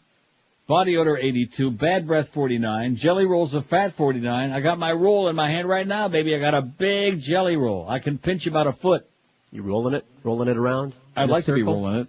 Zits, 11. Bad teeth, 9. Bad wig, 8. Hairy people, 4. We're talking really hairy. People that have hair just like all over. Like the hockey player, John Cullen. He had hair like all the way up to like his chin. Remember John Cullen? No. Had that battle with cancer, had to retire. Good guy, John Cullen. I hope he's still alive. Hairy people 4, red hair 3, sloppy clothes 3, and ugly nose 2. Luke Robitaille also has the same thing, speaking of hockey players. I bet you even Scott knows who the hell that is. He's a wuss. You know, it's that time of the year again when the mattress showrooms and furniture stores run their phony ad sales. Dollar Mattress asks if you double the price and then offer half off. What kind of a deal is that? Bogus, it sounds like to me. Fact is that these stores have got to run some kind of a sale to drop their prices even close to as low as the prices Dollar Mattress charges each and every day, 365 days a year. For discount prices on dozens of models from Sealy, Serta, Tempur-Pedic, Simmons, King, Corliss, Stearns, and Foster, you better call this toll-free number, 1-800-MATTRESS. No nonsense, no bait and switch, no house brands, no false promises, and best of all, you don't have to pay a premium for the very best service available anywhere. You'll get service like you dream about from delivery team. That guy with that Marty Glickman fact, I'd like to just beat him with a baseball bat. You'll get service from Dial a Mattress like you only dream about from the delivery team ranked #1 in customer satisfaction when you call 1-800-MATTRESS. Like I always tell you, you get to pick the time and date for delivery when it's convenient for you, when you're going to be around, instead of wasting an entire day of your life sitting on your ass praying that somebody shows up. You pick the 2-hour window that's good for you, 7 days a week between 8 a.m., 10 p.m. They'll show up on time and you'll be sleeping like a baby the first night. I've been sleeping on a mattress from Dial a Mattress for a coon's age, and you ought to be doing the same. With low prices, same-day delivery, free setup and removal, it's easy to see why Dial a Mattress is ranked the best in the universe in customer satisfaction. Don't be fooled by those mattress showrooms or furniture store ads. They can't come close to matching what you get from our good, close personal buddies at Dial a Mattress. Call them right now. You'll be sleeping with a smile on your puss as soon as tonight. 1-800-MATTRESS, 1-800-MATTRESS, or online it's mattress.com. We're Sports Radio 560, QAM. Bravo. Don't miss Network TV's latest makeover show where 5 single men whip a whipped married guy into a whole new lifestyle. It's Single Eye for the Married Guy. First of all, Steve, this is totally unacceptable. One should never leave the toilet seat down. But my wife prefers that if he... Stop it. Quit it. Watch the free 5 designers of Single Eye for the Married Guy help Steve in the kitchen. Steve, what are you doing, dude? I'm just pouring myself a glass of milk. Glass? Oh, dear. Single guys drink straight from the carton, man. Like this.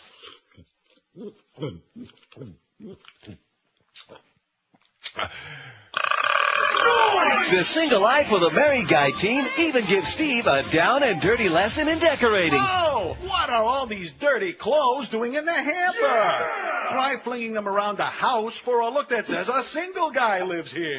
Guys, when my wife gets home... You won't be here, Steve. Grab a handful of dollar bills. We're going to the strip club. Okay. Single Eye for the Married Guy. Tune in. That is, if the old ball and chain doesn't mind.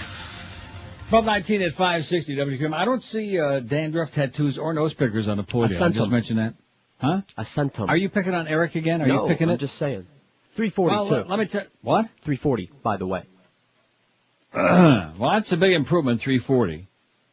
But we ain't going to get nowhere near $1,000. See, he did make a good point, and that is that used to be, like 2 years ago. Of course, we didn't do one last year because of lack of interest all the way around, I guess. Mm-hmm. But it used to be he'd go out there to the corner of Sunrise or like Broward Boulevard and University. That's why I picked that a couple of days ago. And it always was like $1,500 or whatever, right. Guaranteed. Now you'd think since we didn't do one last year, and this is the best of 2 years. Right, worth of this material, is covering 2 years, 2002 and 2003. It's got the Mickey and Eisner bits, a couple of them. It's got the Michael Jackson, Tommy Mottola bit. It's got Fat Ass Rosie and Pooper Winfrey. It's got the tow yard complaint with a big turd in the back of her car. It's got the Ginger and Mo Gay Union that the guy wanted to hear, which I'll play eventually. Hey, want to hear the new promo we have for it? Just made, not yet played. Yeah. Okay. Fire it off, Scott, if you can. Neil Rogers 2003 Best of Neil CDs. If you cannot find Osama bomb Iraq, if the markets are a drama bomb Iraq, and Howard David keychains. Listen for van locations or log on to WQAM.com to get yours. And the stuff, too. Oh! Proceeds benefit Abandoned Pet Rescue. The Best of Neil 2003. Neil Rogers. Only on Sports Radio 560 QAM. Hey, Marlins fans attending tonight's game, don't forget to stop by Gate G starting at 5 p.m. See? It's called Tit for Tat. Who's Tat? No, if they are going to promote us and our thing the rest of the day, fine, and then I'll promote this thing. But otherwise, screw them. Anyway, Pharrell will be out there 5 p.m. at Gate G at the PP Park tonight, hosting the wildest party yet. It'll be on Fox Sports Net. And the wildest fan showing his or her true colors will join Billy the Marlin along with the Mermaids and Pharrell for a wild ride on his boat during the game, the wild ride on his something, and get tickets to Saturday's game along with other Marlins merchandise. The QM Prize Patrol will be on hand, passing out 560 WQM wild cards, whatever those are. There will be a balloon artist making custom Marlin-themed balloons for the kids. That's Stop by Gate G, QM promo booth. And fans can come by, this is written very poorly, by the way. I sure hope Muff didn't write this. Fans can come by the QM promo booth and get their bodies painted, showing their true Marlins colors. All you front-running phonies. All that going on tonight, starting at 5 p.m. at Gate G at PP Park. See? Asking you'll get it. If you smear us a little bit, we'll smear you back. If you ignore us, we'll ignore you. That's the way it works, Muff, okay? Don't cry over spilt milk. Anyway, Guess what Congress is doing with great alacrity and speed today? You know, this is the same Congress that drags their feet and can't get anything done, and things go on and on forever, like medical care and all this other stuff. Yeah. Votes are taking place. They just showed it moments ago on CNN. Votes are taking place in the House and Senate today to grant the Federal Trade Commission explicit authority to create a national do-not-call list for telemarketers. Good. The quick action comes after the federal judge ruled the FTC overstepped its congressional mandate to create the wildly popular list. See, when 50 million people sign up for this thing and make it overwhelming that they don't want to be bothered by all these grave robbers who are desperate for some kind of a bogus job to bother us 15, 20, 30 times a day in the privacy of our home on our own private phone, then they say, oh, yeah, we can get that. And I noticed on the vote it was like unanimous. If you got C-SPAN there, because I don't have it. I got it. I don't know what channel it is. Well, find it. I'll find it. And you'll see the vote. I guarantee you nobody will vote against it. It'll be unanimous. And they're going to get it over to the Senate this afternoon, and they're going to get it on the president's desk today. Oh! And the president's going to sign it, the new list will still take place when it was supposed to take effect next Wednesday, October 1. That was expected before that judge stuck a monkey wrench in the whole damn thing. That monkey judge. There it is. You got it? What's the vote? 117 Republicans say yay. 85 Democrats say yay. 1 independent says yay. Anybody say 209 to 226. What is it? The totals. The total yays 209. Yeah. The total I see. What's NV? No vote? Yeah. 224. Haven't voted. Well, we don't need that. That means they haven't voted yet. How many nays? How many nay? None nays. No nays. I told you. Oh, no. When 50 million people speak, they say, okay, we'll get it done, baby, right now. Right now. You just watch how fast we can move. When 50 million people get pissed off and fired up because and then they had these fat trailer trash on there yesterday. Well, they're going to take away our livelihood, and there's like a million of us. Well, you know what? Go get a real job, okay? Paper or plastic? Would you like fries with that? Go get a real job. What kind of fries? Oh, I like them crinkly ones. With the skins on them. Where has that? Arby's? Arby's. Oh, man, I do like that. And Arby's made a comeback. I want to apologize for the terrible things I said about them last year, although at the time it was probably appropriate. But they made a nice comeback. Here's a call from Miami. Hello. Miami. Hello. Yes, sir. Hey, Neil, how you doing, sir? Great. I accept you as my Lord and Savior. Oh, God. Okay. Yes. I got one child. thing that really grosses me out. Yes. It's like when you go to and see a couple chicks and they lift their arms, they got hair on their armpits. Hairy That pits is on, nasty. yeah. And so on their legs, and they got peach fuzz on their chin. Mm-hmm. And a beard. Yes. And a little mustache. Yes. Okay, Pally. All right, Neil. Have a great day. Hairy, women with hairy armpits. We got hairy people. That's not the same thing at all. Women with hairy pits. It's not the same at all. I thought it was all encompassing. No, it is not. Hair it's not where the same you don't category. want it. Hairy, when people say hairy people bug me, when they're talking about guys that got hair like on their chin and just loaded like Harry Reams. You know, remember Harry Reams Sure. in Deep Throat? Or like Ron Jeremy. Guys who are like walking fur balls. But women with hairy pits, that's a whole different category, man. You better start catching up on your pits, mister, because you sure don't know. Live and local. This is Sports Radio 560 QAM. Howard David's a bitch. Absolutely. All right, welcome back to the Mo Howard and David show. That music's too fast. What are you trying to do? Wake up the whole goddamn neighborhood? I still got that face and you didn't listen to me. You know who I am? I am the greatest star.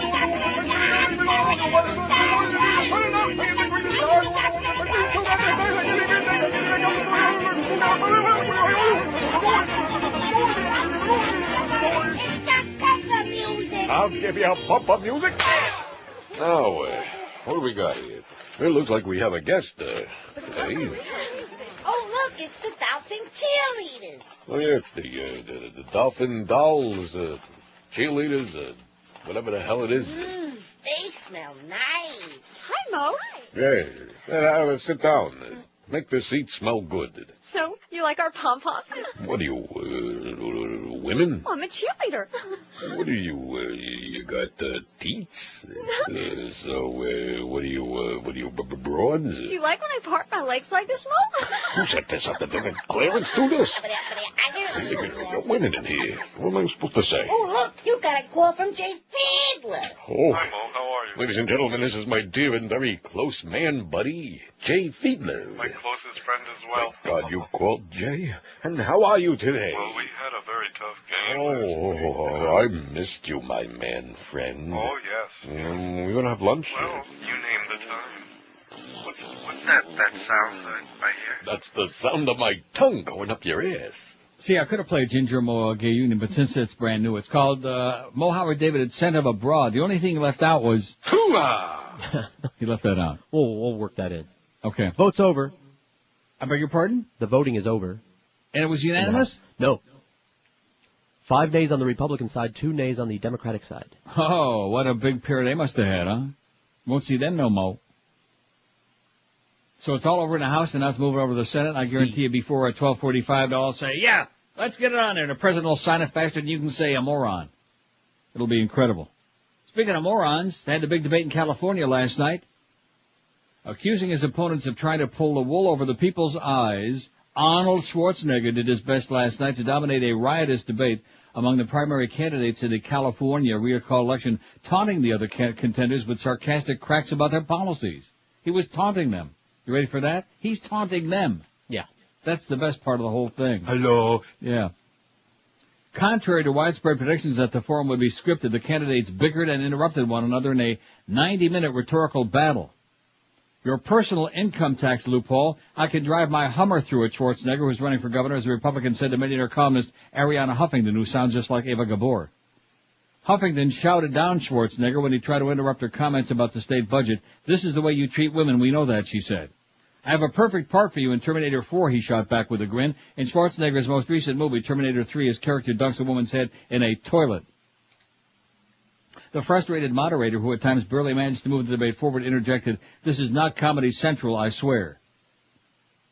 The event was make or break for Schwarzenegger, and he was far and away the main attraction of the evening. I can't believe that's because of the media, is it? Yes. Oh. The forum, featuring 5 of the 135 candidates seeking to replace Governor Gray Davis, marked the first time Schwarzenegger confronted his rivals in person, making it undoubtedly the most highly publicized campaign event thus far. He is not planning to participate in any other forums before the election because he's got limited vocabulary.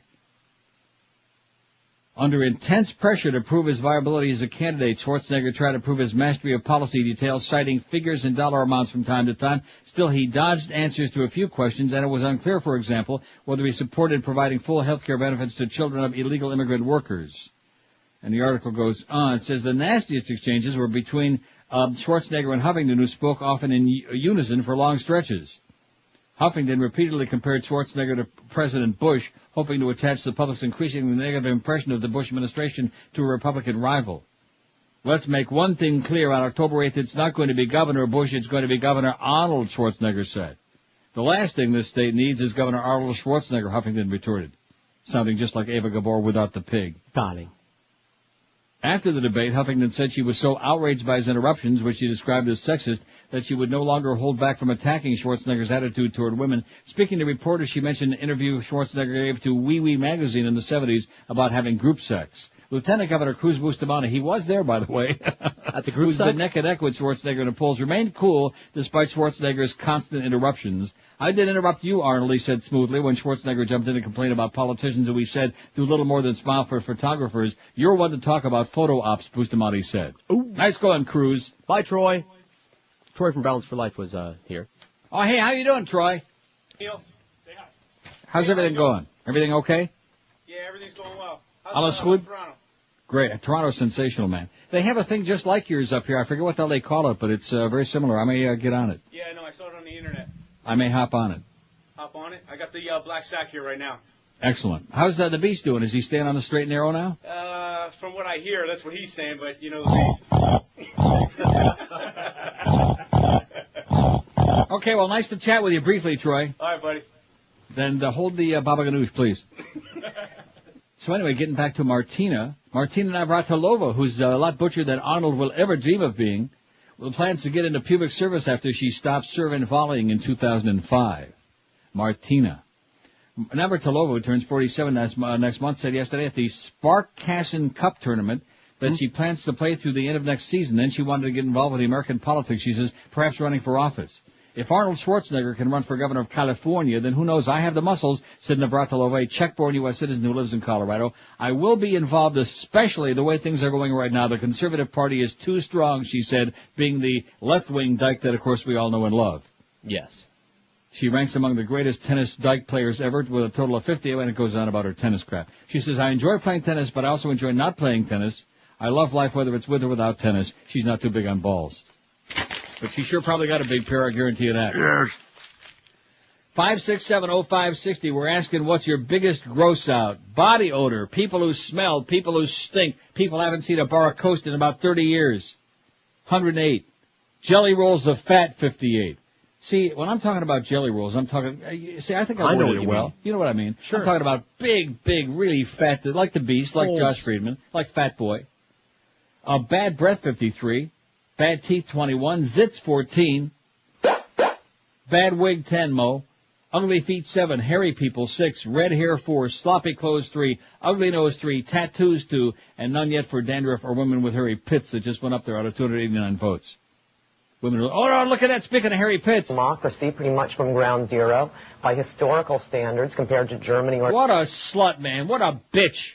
Oh, it's that Ann Coulter on CNN. Can you believe it? What is she doing on there? What have they dragged her out of the goddamn closet for again? You bitch, you slut, you whore. Oh, my God. The unctuous, nasty, disgusting, who, by the way, of course, consorts with Miss Drudge. You know, they probably compare wardrobes. I never noticed how skinny she was. She is a skank. She's a nasty bitch, and I guarantee you, man, that gigantic pus-filled thing. I'm going to have to play that again, you know what? Okay. So make sure Muff goes out to lunch. He gets really nervous when he hears about that whole snatch. Sore. Here's Davey. Hello.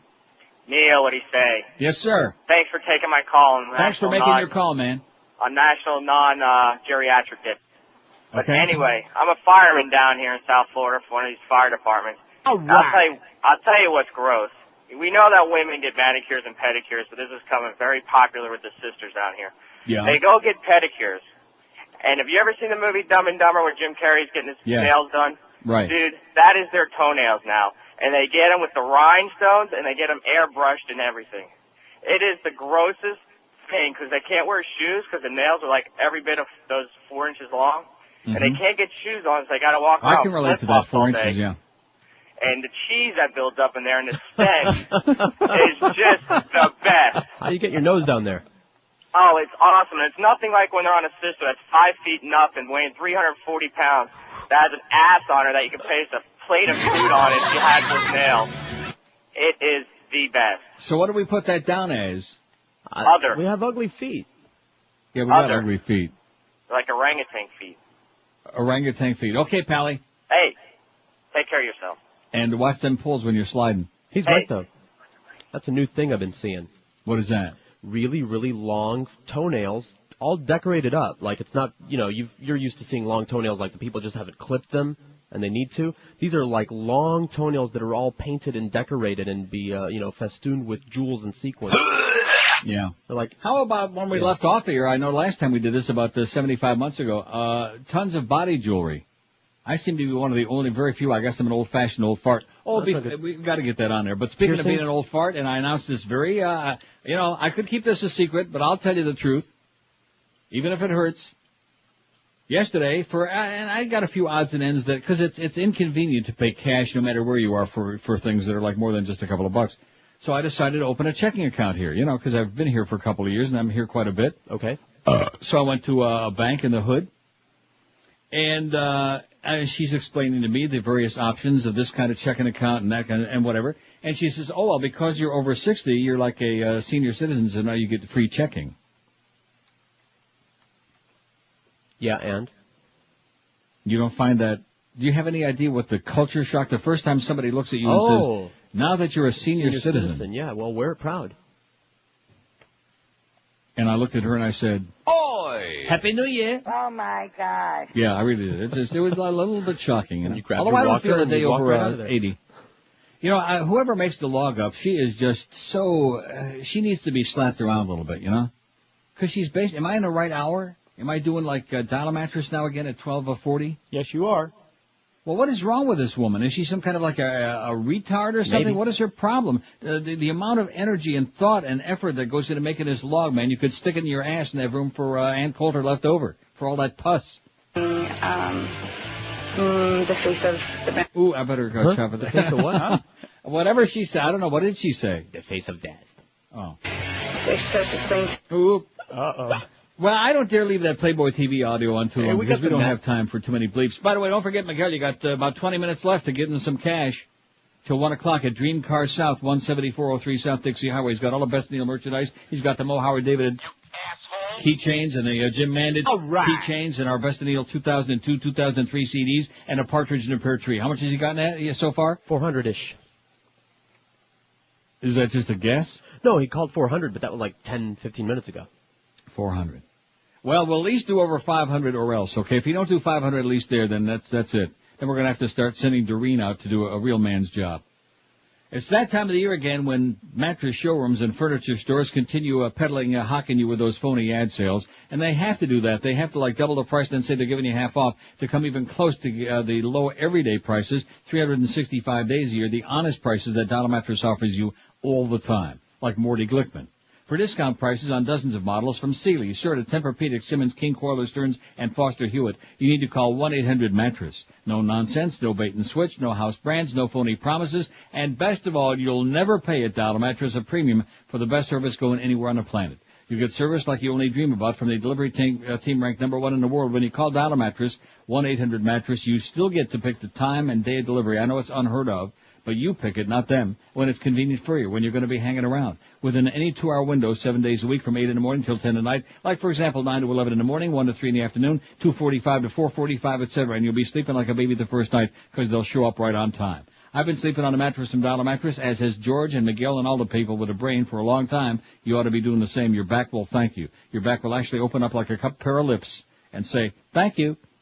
With low prices, same-day delivery, free setup and removal, it's easy to see why Dollar Mattress is ranked #1 in customer satisfaction. So don't be sucked in. Don't be fooled by those mattress showrooms with their phony sales.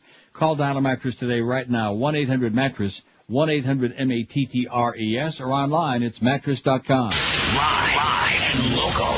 We're Sports Radio 560 QAM.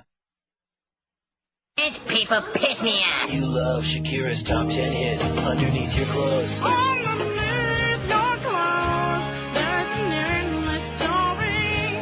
There's a man I'm drawn. And now you love her new album, Shakira Sings Other People's Hits.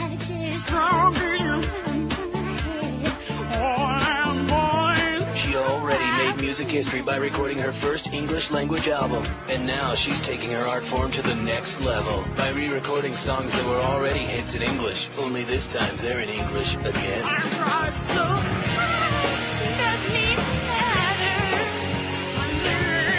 Shakira Sings Other People's Hits. Shakira Sings Other People's Hits. You really like your CD on everything you really like her. See, Shakira Sings Other People's Hits. 12:48 at 560. I'm thinking here that CDs are passé as far as raising money for fundraisers. Maybe. Because everybody, they burn copies for each other, and then finally, sooner or later winds up on the WinMix or one of those, a Kazaa, and they all start downloading it for free. I'm thinking next year, let's come up with something a little bit more interesting. I already have an idea. Pencil thin anal vibrators that Jeff used to give out at Pizza Loft would be good. I already know what. Yeah. A picture book.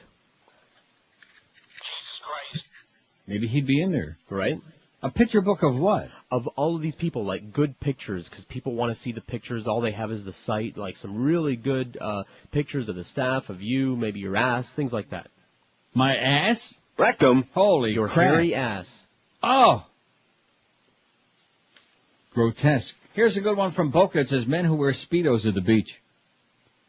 Men with Speedos, I think we can put that on there. And how about French Canadians?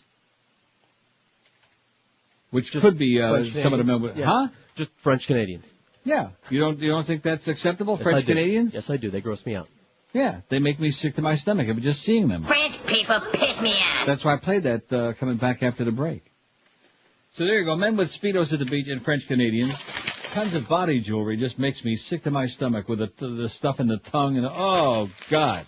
Can't stand it. Call me old-fashioned. Call me a senior citizen like they did at the bank yesterday. You old codger. You Gramps. old coot. Gramps. That's okay. The old man. Gramps. Old fart. By the way, today was payday. Did you get it? I don't know if I got my paycheck. I'll find out later in the afternoon. I better damn well have got that paycheck, or Clarence, I'm going to shove your foot up his ass. Here's Sunrise. Hello. Hey, Neil. Yes, sir. Yeah, those people with all the piercings on the face, they look like they fell face first into a tackle box, don't they? I had a double dose of gross at the grocery store the other day. I'm walking down the aisle, and this old guy in front of me is hacking up a lung. He turns, and he hawkers right on the floor. All right. I totally went off on him. I'm yelling at him, and then I look down, and on the top of his hand is this open, infectious, oozing sore. And Are you sure it was his hand? It might have been part of Ann Clifford. Well, I called the manager, and there, he's nice, but there was nothing he could do. They just got a guy to mop it up. But that was just as disgusting as it got for me. Okay, well, thanks for letting me share that. Have a nice day. Tell him don't do it again. Thanks, Pally. All right. Wow, that's appetizing, huh? Sure. I don't know what we would put that down, huh? Oh, I didn't think that was a suggestion. I just thought it was a story. It was just a story. I was trying to figure out some way to work it in there. What have they got this bitch on here for? Someone who lives in California. Amazing. She's analyzing the debate. She's got, and then there's some other goofball on here. First of all, she lives in freaking Miami now, somewhere in South Florida. Well, what the hell is she? They always drag out. In fact, you'll be amazed at all the polls I have piled up here now. Okay. No, you will, because I'm like planning way ahead. Like the thing about your favorite rock group other than the Beatles and the Stones. That's coming very soon. And then the thing about the favorite straight eye with a guy with a queer eye. Which TV talking head you pray never to see again? Oh, yeah. I got her on there and Nancy Grace to start, but I don't want to add to it because, then they'll start. That's for down the road. Somebody you think is an asshole, but you enjoy their work. Right. We've done something like that. And you want to hear the first four? Yeah, I do. Dick Clark. Okay. Richard Dawson. All right. Neil Rogers and Mo Howard Davided. Good start, huh? Wow, definitely. Yeah. So I think we got a whole bunch of good stuff. Thank goodness. Don't forget, all you Marlins fans, let's do this one more time because otherwise Muff will start crying again. He won't read the promo, Greg. He won't read the promo. I'll read the promo. Like I said, you smear us and we'll smear you back. But what that radio station has done for us, I'll tell you what they did for us. They sent OJ out to the goddamn golf tournament to fundraiser that one year. That's what they did for us. And then we finally said, hey, don't do us any more favors. I think that's the way we put it. Don't do us no more favors, you morons, you. And you people at Lago Mar, man, you talk about having no shame. That's just, I got that letter. I'm saving it. Mm-hmm. The copy you sent me yesterday? I got 5 copies. Yeah. In fact, we ought to plaster copies on tea rooms, or we ought to cover up glory holes with it all over South Florida.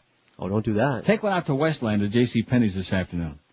No thanks. All you Marlins fans attending tonight's game, don't forget to stop by Gate G starting at 5 o'clock because Pharrell will be out there hosting the wildest party yet, and it'll be on Fox Sports Net. The wildest fan showing his or her true colors will join Billy the Marlin along with the Mermaids and Pharrell for a wild... Boy, I'll tell you, he's sure a self-promoter, I'll say that, you know? Mm-hmm. Well, that was a nice way of putting it. For a wild ride on his boat during the game and get tickets to Saturday's game along with other Marlins merchandise. That's the game against the unctuous Mets. The QM Prize Patrol will be on hand passing out 560 WQM wild cards. We don't have any bumper stickers on this godforsaken station, but we got wild cards. Do we know what that is? I don't. No. There'll be balloon artists making custom Marlin-themed balloons for the kids who stop by Gate G at the QM promo booth. And fans can come by the QM promo booth and get their bodies painted showing their true Marlins colors. I wonder who's going to be doing the body painting.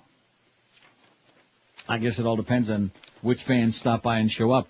5670560, pound 560 on the AT&T and Verizon Wireless line. Your biggest gross out. In fact, I'm looking at a Blitzkrieg right now, and that's grossing me out. Here's Pembroke Pines. Hello. Neil, Guy, yes. How are you today? Okay, great. Love your show. Always love to hear you. Not much to say. My wife is still great. She swallows, but my biggest gross out, how about plumber's crack? You get it? 5670560. Pound 560 on the AT&T and Verizon wireless line. No, you get it. Apparently. Here's a call from Boca. Hello.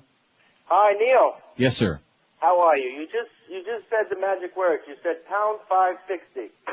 And I'm on my AT&T wireless phone, and I was at work the other day, and I wanted to listen to the Marlins game when they played, I guess it was the Phillies in the afternoon when they had the hurricane at 1 o'clock. So right. I dialed pound 560. I put my headset on so no one knew I was listening to the game. And I got a bill, my AT&T bill, for $49 for listening to that game because it was not a free call. All right. So, is it a free call or not? Not when the Marlins are on. Not when the Marlins are on? No. When the Marlins are on, we charge you double. No, is this a fact or I shouldn't do that anymore or you had enough of me? Well, what does that mean? It means, I thought I could have just turned on the radio and listened to the game for free. Pound 560 on the AT&T and Verizon wireless line, and here's a man that paid $50 to listen on the phone instead of listening for free on the radio. Well, I think you got what you deserve. Don't you? He just figured out that he doesn't have to put any coins in the radio to make it work. He just figured that out. Oh, he thought that CD slot was a coin He could have brought his Sony Walkman and put that on instead of having a goddamn phone in his ear. He could have done that and had the little cord in his ear. Follow what I'm saying? Cool, I know. You following this? Yeah. Speaking of 560. Yes? 560. Oh. Well, it'd be nice to make this 600 anyway. Wouldn't it? Be a moral victory. 3 more minutes. We got till 1 o'clock. 3.5 more minutes till 1. Miguel is there, Dream Car South, 17403 South Dixie Highway. All you people in South Day that have been belly aching that we never send the van down there, Miguel doesn't show his lovely face down there. He's there, he's waiting for you. You got 4 minutes at Dream Car South. Stop by and we need 40 more bucks for 600. That'll be pretty weak. Do we have a total so far? Not till he gets back. Let me tell you about a great idea, Laminates Are Us, because, boy, natural wood flooring is beautiful, but it is so damn expensive, and this is the easy, low-maintenance alternative to spending all of that money. Laminates Are Us is the best place to find laminated wood flooring at an amazingly low price from the top names in the business. Peridor, Pergo, Wilson Art, Unifloor, Quick Step, they got them all. All the top names, all installed by Pergo-certified installers, too. Another good reason why I ought to be calling these folks Laminates Are Us is because their prices will floor you. That's how low they really are. Right now, get their September kickoff special for just $1,995. Just $1,995 gets you up to 380 square feet of beautiful laminate wood flooring. It is positively unbelievable. I love on a spot the way at the top it says pronounced laminate. Okay. I wonder whose account is this? Good question. Do they think I'm illiterate? Do they think I'm some kind of a moron? Yes. Some kind of a quisling? Yes. And Laminates Are Us will match any legitimate written offer, too. For a free and-home estimate, call Laminates Are Us toll-free and tell them that illiterate, old, crusty senior citizen Neil told you to call 1-877-777-3336. Could be no simpler, no way, no how, because they give you free carpet disposal, free furniture moving, a 25-year warranty, and years and eons of beautiful, easy care laminate, that's how you pronounce it, laminate wood flooring. Call Laminates Are Us today, toll free at 1-877-777-3336. Live and local. This is Sports Radio 560. QAM. Buttheads, it's the 1 to 2 hour. She's a perfect Nazi who likes to flash her panty. When she don't have those on, she's hanging like pastrami on rye. And Coulter's rancid snatch. And Coulter's rancid snatch. Imagine what you can catch. Yes. From Ann Coulter's snatch.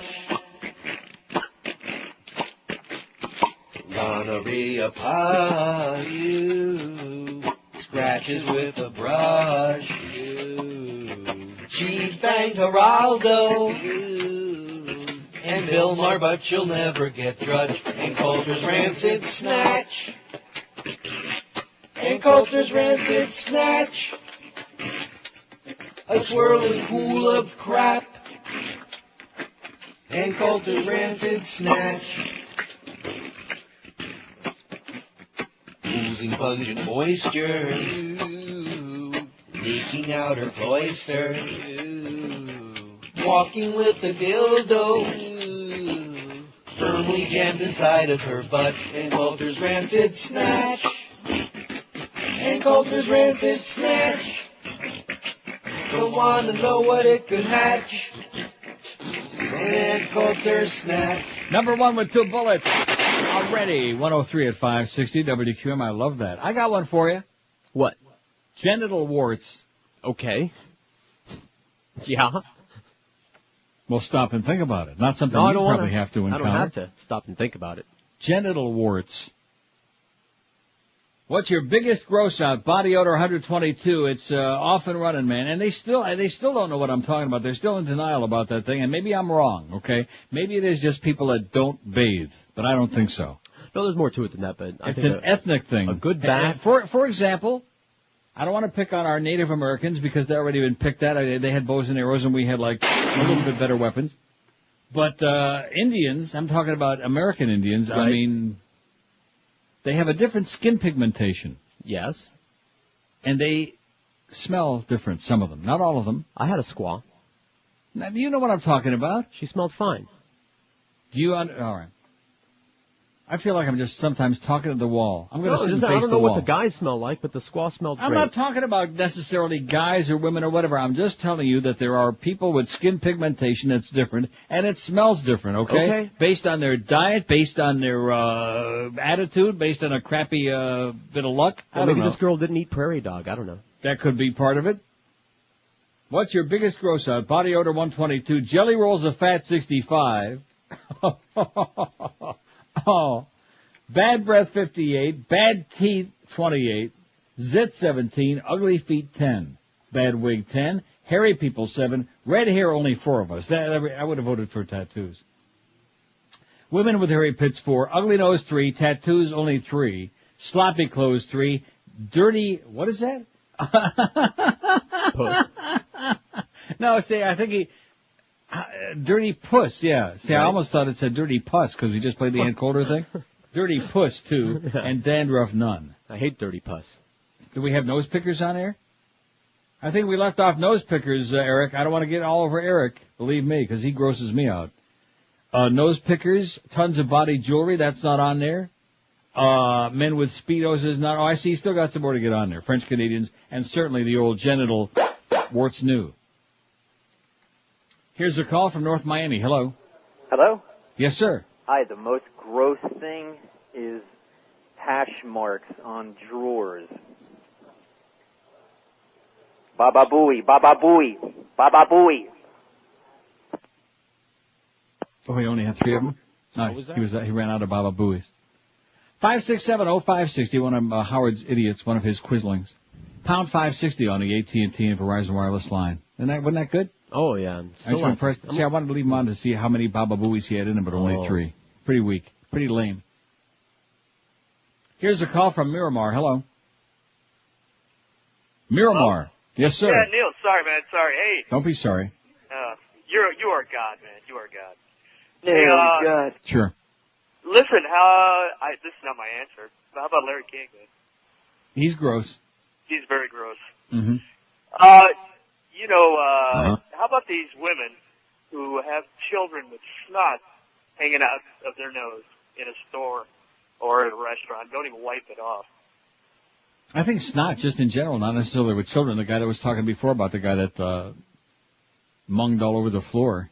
Yeah, snot. Snot's good. How about diaper changing in public? How about having a nice day? How about breastfeeding, okay, from a sloppy old bitch? I mean, no, snot's good, isn't it? Snot's good. Sometimes you think it's bad, but it's not. 5670560. I'm going to do my stories here because they're obviously reaching and stretching now, which is why we're getting more idiots. The Baba Booey guy, my favorite. And by the way, back at you. George W. Bush is in the worst political trouble of his presidency, according to a new NBC News Wall Street Journal poll released last night. Bush's approval rating now stands at just 49%, the lowest point of his tenure. Whether the Democrats will be able to exploit his woes is unknown, yada, yada, yada. With only 15 months until the general election, the president and his political strategists have their work cut out for him, especially in assuring skittish voters that his plans to stabilize Iraq will work. Presented in the NBC News Wall Street Journal poll with various options for raising the money to pay for the Iraqi project, 56% of respondents said they'd opt for repealing the portion of the tax cuts that Congress passed last May that benefits upper-income taxpayers. How do you like that? I like it. And it goes on at great length. It's on our website, by the way. It's from MSNBC. And the headline, NBC poll Bush rating lowest ever. It's on there in its entirety on our website. Read it and jump for joy.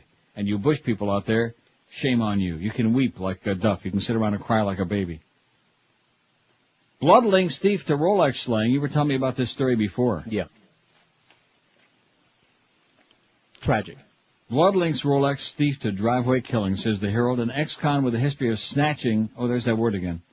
Mm-hmm. Snatching expensive Rolexes is wounded on the run and the prime suspect in the driveway slaying of a prominent Coconut Grove businessman, Miami Police Chief John Timoni said yesterday.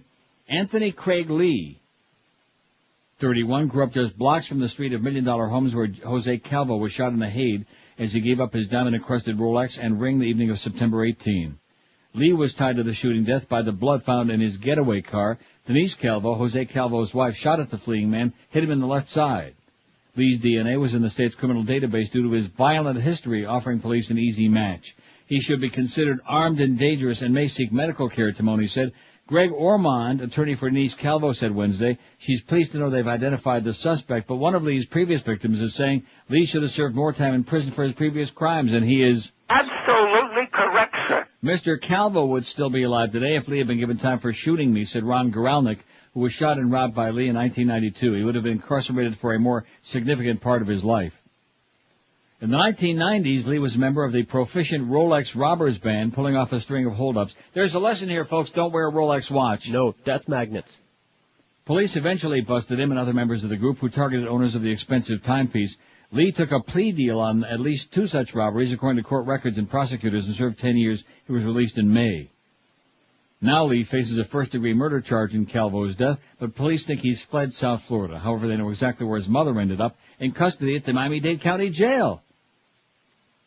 On Tuesday, detectives searched Lee's family house at 3762 Day Avenue in the Grove. They found a black pouch containing crack cocaine and charged Vernica Lee, 50. How you doing, Vernica? With possession with intent to sell, according to the police.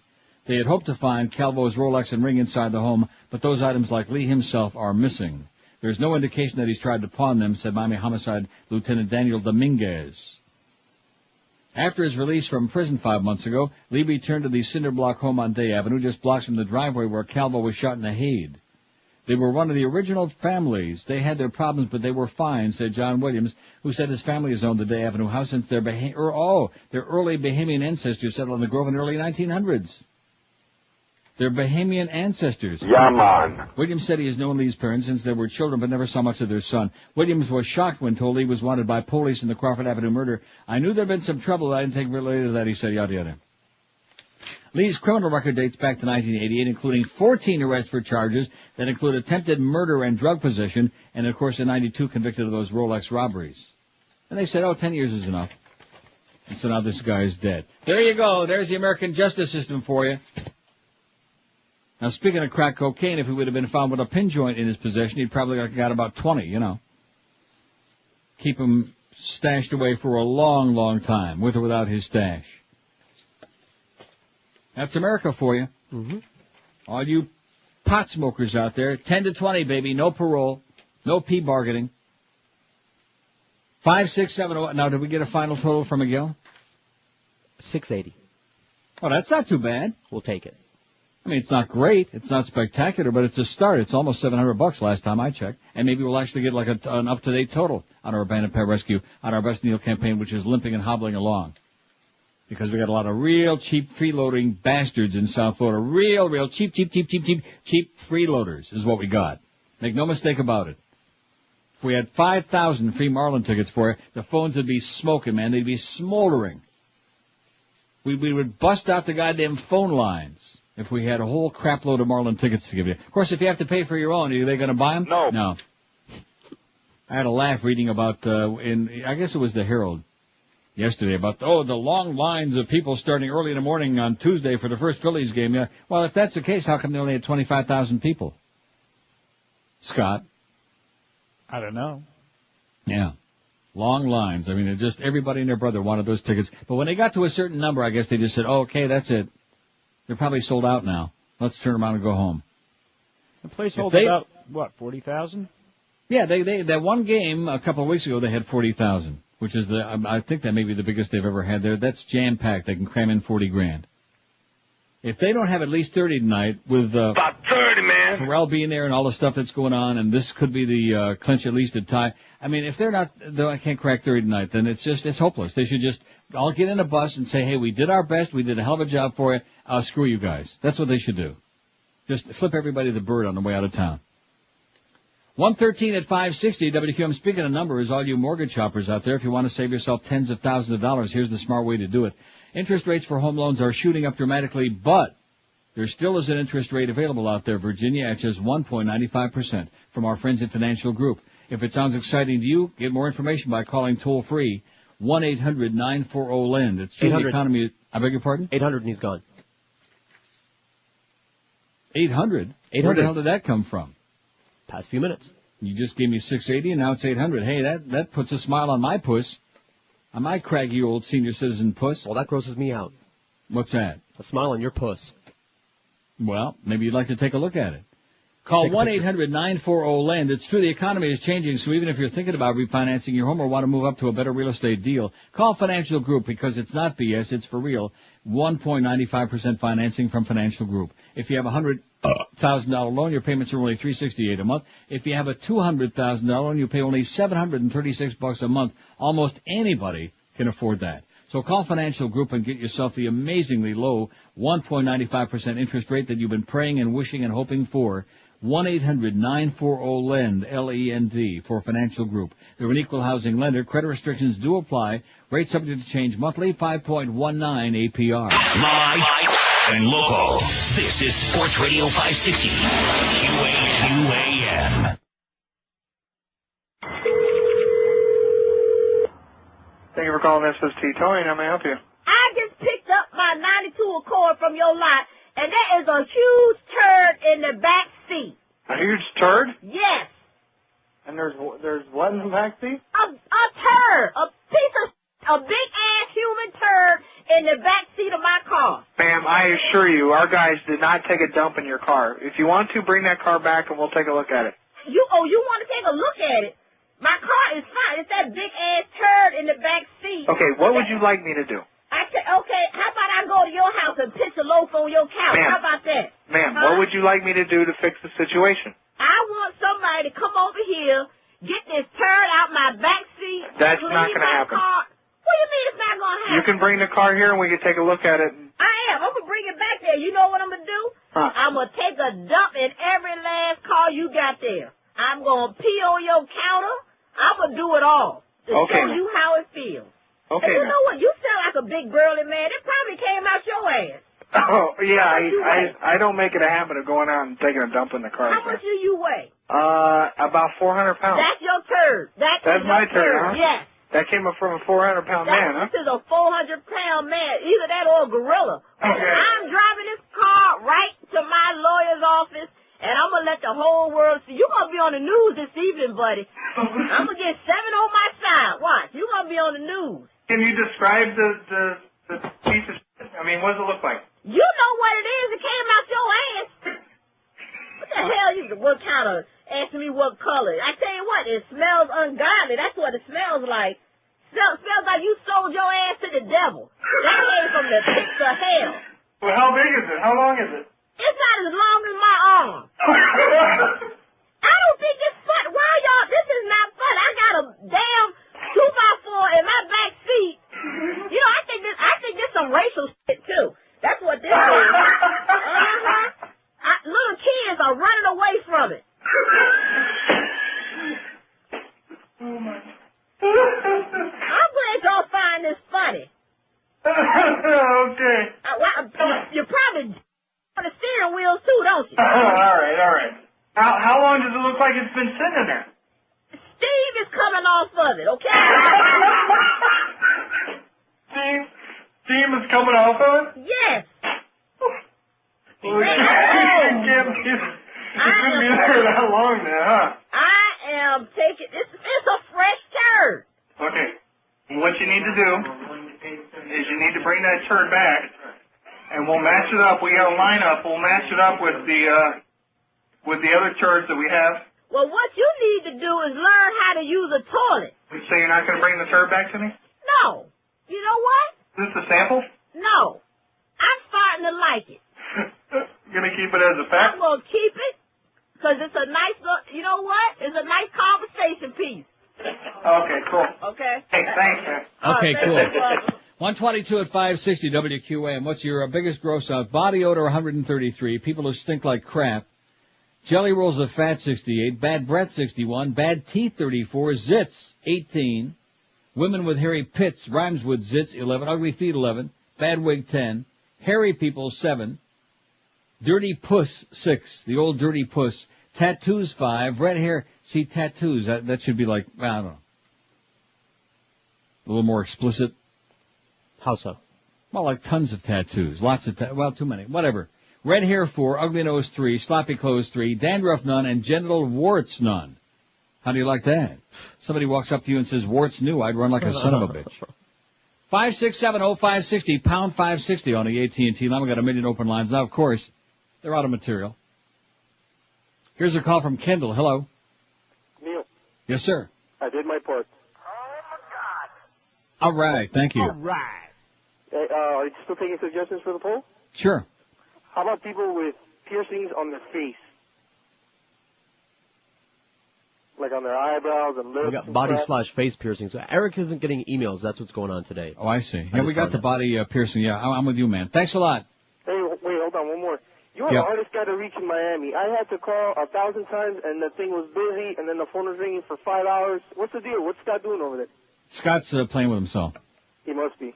But he's having a good time. Thanks a lot, Pally. All right, thank you. See ya. Yeah, Scott's watching Playboy TV down there, probably. I sure am. Are you? Give me my card back, damn it. Well, I feel better now. Look how small that thing is. They usually don't put guys on these movies that, are small.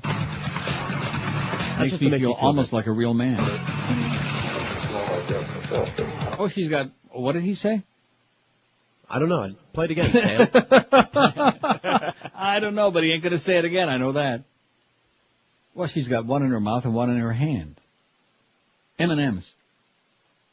5670560, pound 560 on the AT&T and Verizon. Well, there's a guy that helped us out. We did $800. That's not too bad. Thank you very much, Pally.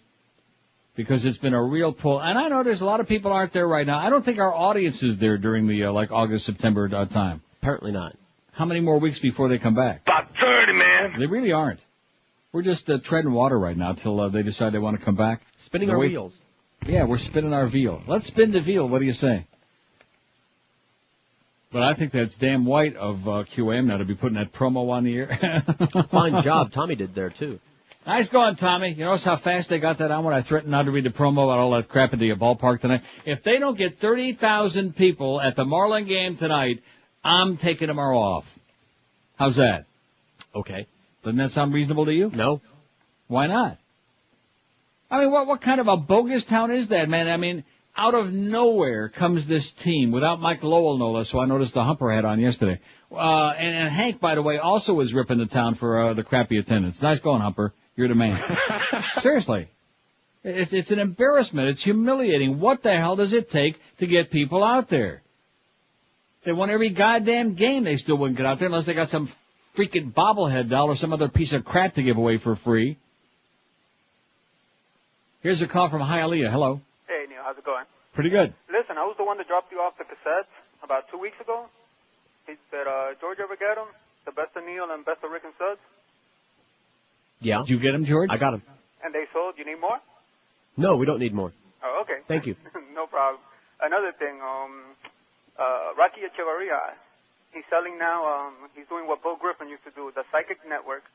Oh, no. Yeah. Sign of sheer desperation, man. Yeah, I tried the other day, and it freaked me out. It's a sad thing. Next, he'll be right up there with, what's his name from Chips? What the hell's his name? That Eric Estrada. Eric Estrada, that fag. Oh, and another thing, I was up in New Hampshire this weekend, and Lieberman was going door to door, saying hi to everybody.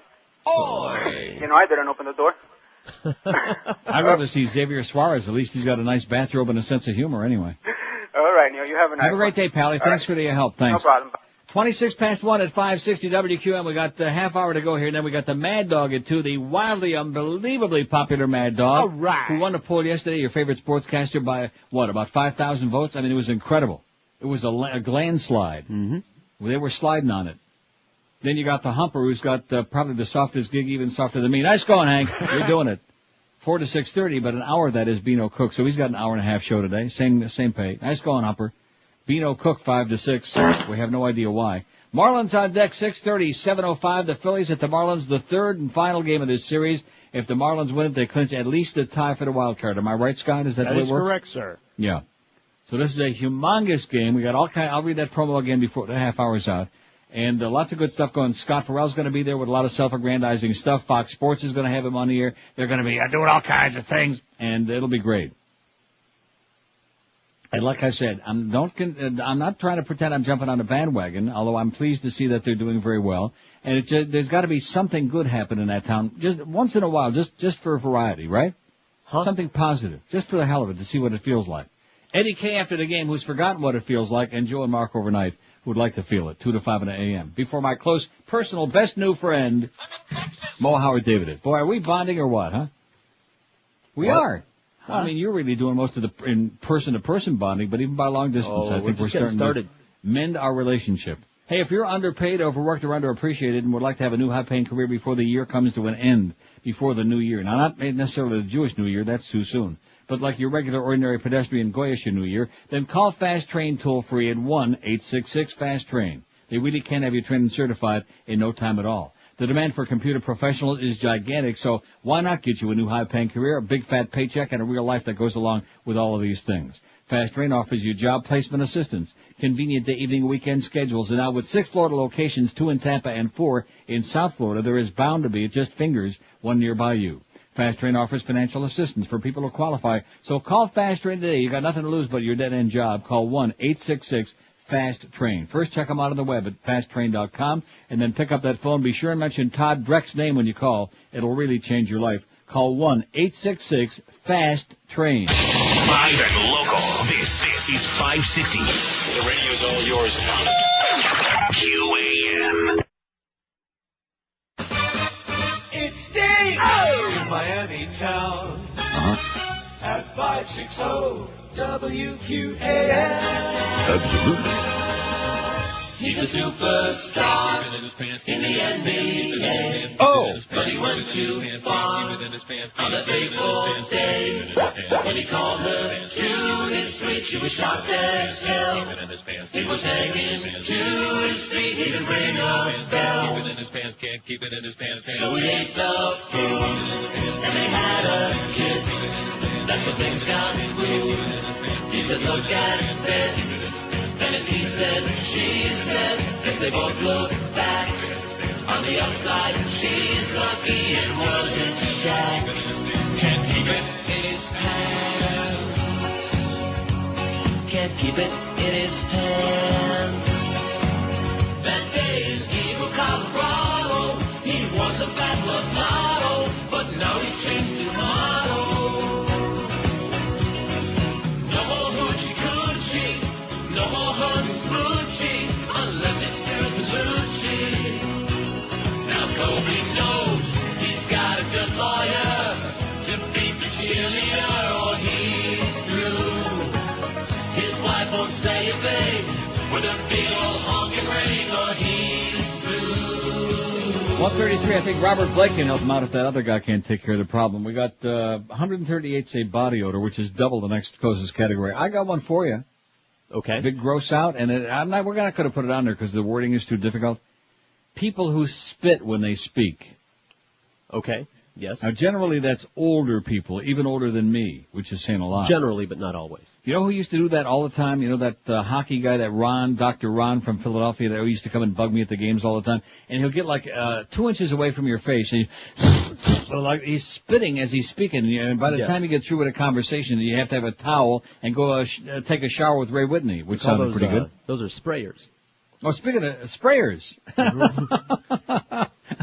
So you've had that experience, Oh, huh? yeah, are you kidding me? I hate that. Yeah. Boy, that drives me nuts. It's the rudest. And those people, for whatever reason, they always seems to be the one that, when they talk to you, they can't talk like from a normal distance. They always have to get up like right in your puss, you know? Sure, that's make sure they get some on you. And it's usually guys. Now, speaking of sprayers, I don't want to pick on my close friend Josh Cordes, because I would like to squeeze his privates for a few minutes. Mm-hmm. But the QAM website... Oh, I got a update on that. We still don't have anything on there, in addition to which they still haven't disabled the email thing under my push there. Are you kidding? No. Now, how many months has that been? About 30, man. No, you still can click it, email Neil, and the Outlook Express thing comes up, and the email, and we don't get those. We don't want them. We don't pay any attention to those. We don't do emails with the general pedestrian schmucks out there. It's just ponderous. The deal with that link. Yeah. Because remember yesterday I didn't know who to send it to, so today Duff said just send it to him. Apparently that has to go to corporate. Well, what do you mean it has to go to corporate? What are you talking about? I'm talking about what I was told. That Duff what kind of a horseball outfit is that anyway? Is it over there to the West Coast where so they have to put it on from there after everybody rubber stamps it, of course. They have to put what on? They have to put our link on from over there. Oh, you're talking about the link to our fundraiser? Yes. Oh, you have to be kidding me. You have to be joking me. What a bureaucratic bunch of nose-picking rednecks, man, with a banjo on their thing. God, that's embarrassing. Here's a call from Miami. Hello. Neil Papadio. How you doing, Neil? Okay. Listen, I want to contribute to your poll. A little late, but I'll see how it does. Ever go into a public toilet and you see one that's sitting in the toilet as long as my arm? You understand what I mean? With the paper sitting all over the toilet bowl, I think that's pretty disgusting. It is disgusting. Good point. In fact, I mentioned last week or the week before that I've been the official four-flusher in town. With bad luck, public toilets always seem to be following by a fairly short period of time somebody who just don't know how to make that thing disappear. People who are from like 85th world countries who just don't understand the wonders of indoor plumbing. Thomas Crapper would be embarrassed. How do we phrase that? Because that is a good one. Yeah. The remains of the day? An unflushed bowl. I think that's good. Okay. An unflushed bowl. Man, oh man. The aroma, the vision, the whole ambiance. Here's a call from Fort Lauderdale. Hello. Hi there, Neil. Yes, sir. If the girl doesn't stink, I lose my kink. That's Reverend Jones again, ain't it? You're right. He is. He needs to be eliminated. He needs to be eradicated. 5670560, pound 560 on the AT&T and Verizon wireless line. By the way, Dick Feinberg said if you ever show your ugly face at the track again, he's going to bring in Luca Brasi and Fat Rich to take care of you, okay? Schmuck, imbecile, lunatic. There's one thing you forgot to tell him, though. You're gay. 5670560, pound 560 on the AT&T Verizon wireless line. Don't go on hold on the AT&T line for 4 hours and listen to the Marlin game because it might cost you a couple of bucks. Oh, no, go ahead. Do that. Or just go ahead and do it. They can use your money. Here's a call from Dania. Hello. Yeah, Neil? Yes, sir. How are you? Great. I don't have anything to add to your poll, but I have a couple spy reports for you. Go right ahead. Guess who's preaching on Trinity Broadcasting when I was channel surfing the other night? Bill Henry. Chief Justice Moore from the Alabama Supreme Court. Oh, my God. Oh, my God. Wow. Yeah. And it was a fire and brimstone, too. Wait a minute. Of course, Schwarzenegger and McClintock, Tom McClintock appeared at the debate last night. Schwarzenegger was involved in a lot of bickering with the other candidates, particularly Ariana Huffington. Schwarzenegger was involved in... Oh, I see. I thought maybe McClintock was dropping out. Representative Issa, the one who started this whole recall, that fascist who put up all the money, he's endorsing Schwarzenegger. Big deal. Okay, go ahead. I'm sorry. Yeah, that was my first spy report. Justice Moore was doing the preach job on TBN. Mm-hmm. And my second one was, guess who's complaining about people, as he would say, the liberals who are criticizing our president? Maybe Rush? Can you believe that? Isn't that the kettle calling the lid black? Yeah. He spent 8 years criticizing Bill Clinton, and now let's see. How many people did he say the Clintons murdered? About 30, man. Yeah.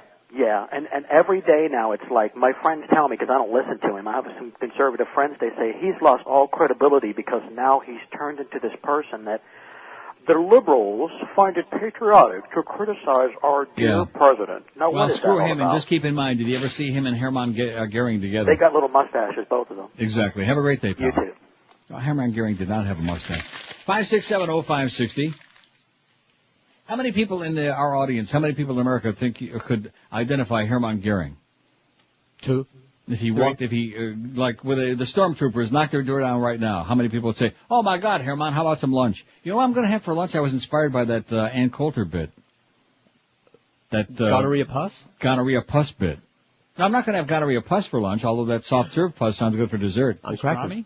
But I'm thinking of the pastrami. I'm going to have a Reuben sandwich because the pastrami inspired me. Very good, Scott. Huh? Don't you like a good Reuben sandwich? Yes, I do.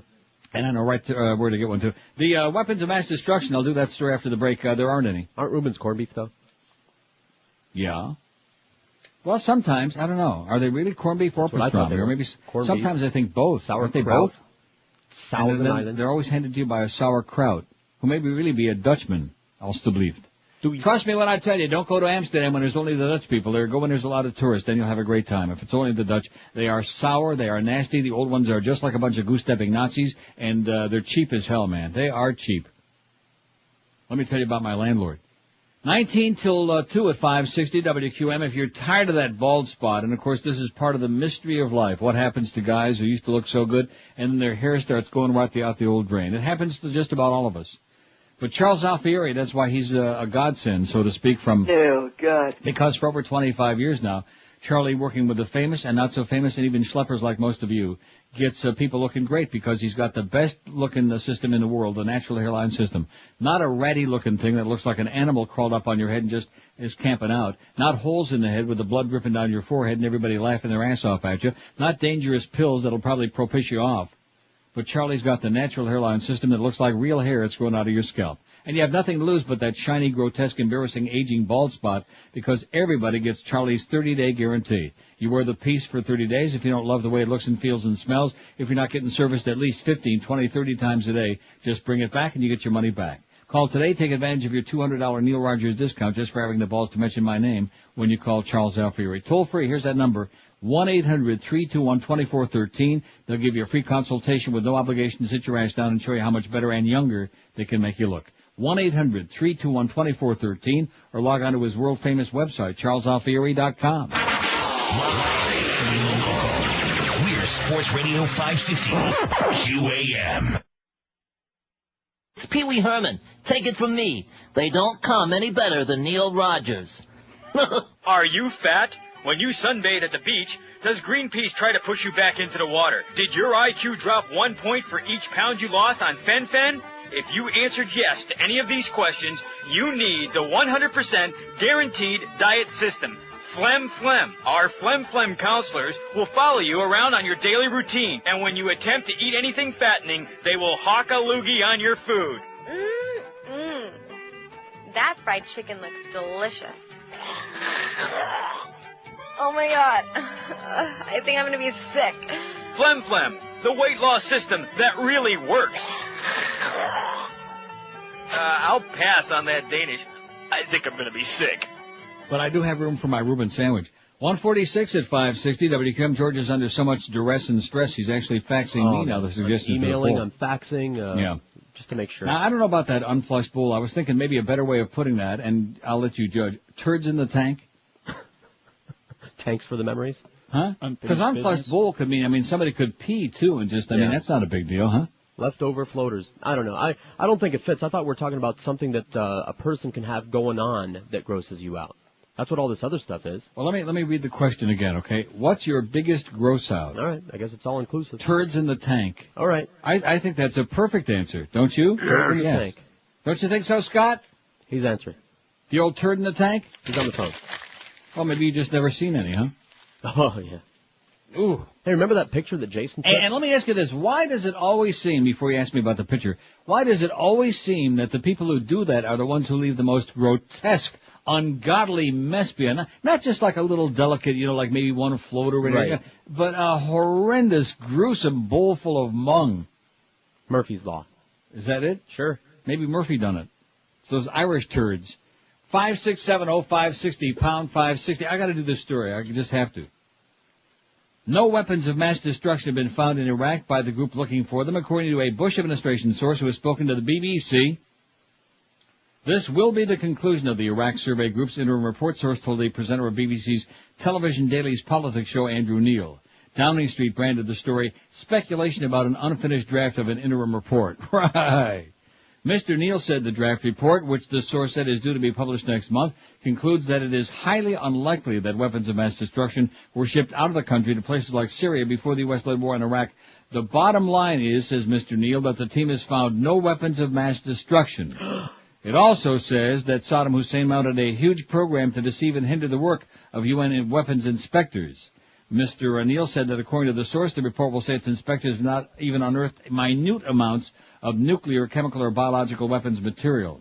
They have also not uncovered any laboratories involved in deploying weapons of mass destruction and no delivery systems for the weapons. What about those underground rail cars with the mobile laboratories in them? You know, But, on the Mr. Neil added, the report would publish computer programs, files, pictures, and paperwork, which it says shows that Saddam's regime was attempting to develop a weapons of mass destruction program. How do you like that? Okay. So there aren't no weapons of mass destruction. There weren't any. There aren't any. He was thinking about it. He was working on it. He was hoping for it, but there weren't any. And that's why all those people over there are dying and did die and are continuing to die every single day. Unbelievable.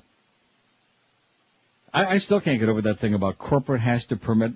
So in other words, they really aren't putting the thing on, promoting our campaign. Oh, it'll get done. They're maybe. thinking about it. Yeah. They have to pass it by Boofus over there. Boofus and Boofus. Just remember who is the administrator of all of WQAM's web presences. And who's that? Oh, you know. No, I don't. Sure you do. Who's the? I haven't got a clue. The corporate computer maven, your dinner buddy. Oh, Bob Vermouth? Yeah. What the hell has he got to do with it? He's a freaking engineer. What does he have to do with our goddamn website? Not our website, their website. Oh, God, what an asshole. Here's a call from Miami. Hello. Neil. Yes, sir. Maricón. Yeah, back at you, schmuck. Here's a call from Tampa. Hello. Neil, how you doing? Pretty good. Hey, I'm calling from Tampa, man. I first started listening to you when you were on SUN with Bob Lassiter. Oh, yeah. And I'm so glad you're on we can catch you on streaming now because I listen up here all the time. Me too. And one thing I got to say, on your gross out list, the turds in the tank was good, by the way. But for me, it's guys with the man teats. When I see it, it doesn't gross for when I'm going down the beach, and you got some guy coming down, it looks like he should be wearing a double D. It's disgusting. Yeah, you're right. That's a good point. Guys with gigantic teats. But I'm glad as Lassiter would say, since he had a pair. Holy cow! Yeah. Do you? Oh. Go ahead. Oh, do you still have you used to play a cut all the time on the air. I know it wouldn't be any good in Miami because no one knows who Lassiter is, but Bob Lassiter disease. That was great. Is that on your website? Do we have Bob Lassiter disease, George? I wouldn't know on the website. We have Blob L. I know we have Bob Lassiter disease. You do what? If it's on the site, I'll go look for it. That was a great bit. I mean, I know that most of the people in Tampa, I'm sure in Tampa there. Oh, George is playing it right now. Oh, it is. It's in the DCS. I'm going to play it right after the break if George will cut the crap. Have a great day, Pally. Take care, man. Thanks for the memories. There's a good guy from Tampa. There's a few people over there in Tampa, real people. About 30, man. Nice people who aren't a bunch of mugwumps who are like inbred from downhill from Tennessee, washed down the river, the Cohulawasi, through Georgia. There's some nice people in Tampa. In fact, that was, it started out pretty good there on SUN. Then something happened. I think two things happened. Number one, when what's her name? When the goddess, when she started doing that bull dyke routine, I think that was a little bit much. They could handle one fag on the air, but when she started doing that thing with the lap dances and all the other crap at the strip club, yeah, that didn't go over too well. And then when Lassiter started sandbagging us, that probably was the last nail in our coffin, if you catch my drift. Mm-hmm. So it started out with great promise. Remember that appearance we had at the mall? There were 5,000 people showed up. Hey, we love you guys. Blah, blah, blah. And then they decided they hated us like poison. But if you don't like the show, check back with us later on. We might have something on you like. 12. Remember all those great people? There was Kurt. Yeah. What the hell was there? Susie Short Skirts. Wasn't that her name? That's right. finally married her. She finally corralled his little ass in. And then there was Tom Velveeta. I was a geek. Yeah. He was okay. He was a good guy. A real geek, but a good guy. Hey, the 2003 Neil Rogers Blowout sale continues at Hallett Pontiac GMCC. Here I have to say Blowout. Get the lowest prices in town from Tom Levin and Joe Prieto, all the good folks at Hallett. Neil deal number 1, save up to $7,000 with the highest rebates of the year, plus deep discounts on all remaining 2003 models, including the Yukon and the Envoy XL. Neil deal number 2, get 0% financing for up to 5 years. And you can lease a fully loaded 2004 Grand Prix G2 for only $259 a month for 36 months with 12,000 miles a year and only $2,500 out of pocket at Hallett right now. Tom and Joe invite you to test drive any vehicle on the lot and get 2 tickets to the Thursday, October 2nd Miami Hurricanes game against West Virginia. Hurry in, supplies are limited. And, of course, Hallett's also got a great selection of certified pre-owned cars, trucks, SUVs. Credit problems are never a problem in Hallett. They want to put you into a vehicle and make you a deal. It's the 2003 blowout sale going on right now at Hallett Pontiac GMC, and you'll find them at 13401 South Dixie Highway. That's US 1 across from the Falls. Open every day, 7 days a week. Somebody please provide a toner for Bob Eisenberg, because he keeps faxing me stuff that I can't read because his toner's running out and he can't afford it with his new hairpiece. For more info on the Neil Deal hotline, just call toll-free 1-888-534-4211. 1-888-534-4211. Don't forget all Neil deals. Subject to credit approval. See our friends at Hallett for details. That's at Hallett Pontiac GMC. They are professional grade. This is Sports Radio 560 QAM. Pants.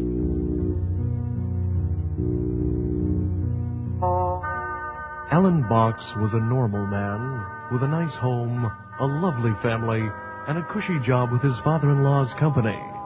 Normal, that is, until just 3 weeks ago. Hi, honey. How was your day? Somewhat of an esoteric Monday, I feared will end up being, but nonetheless, let me see if I can't focus it in to the best of my ability.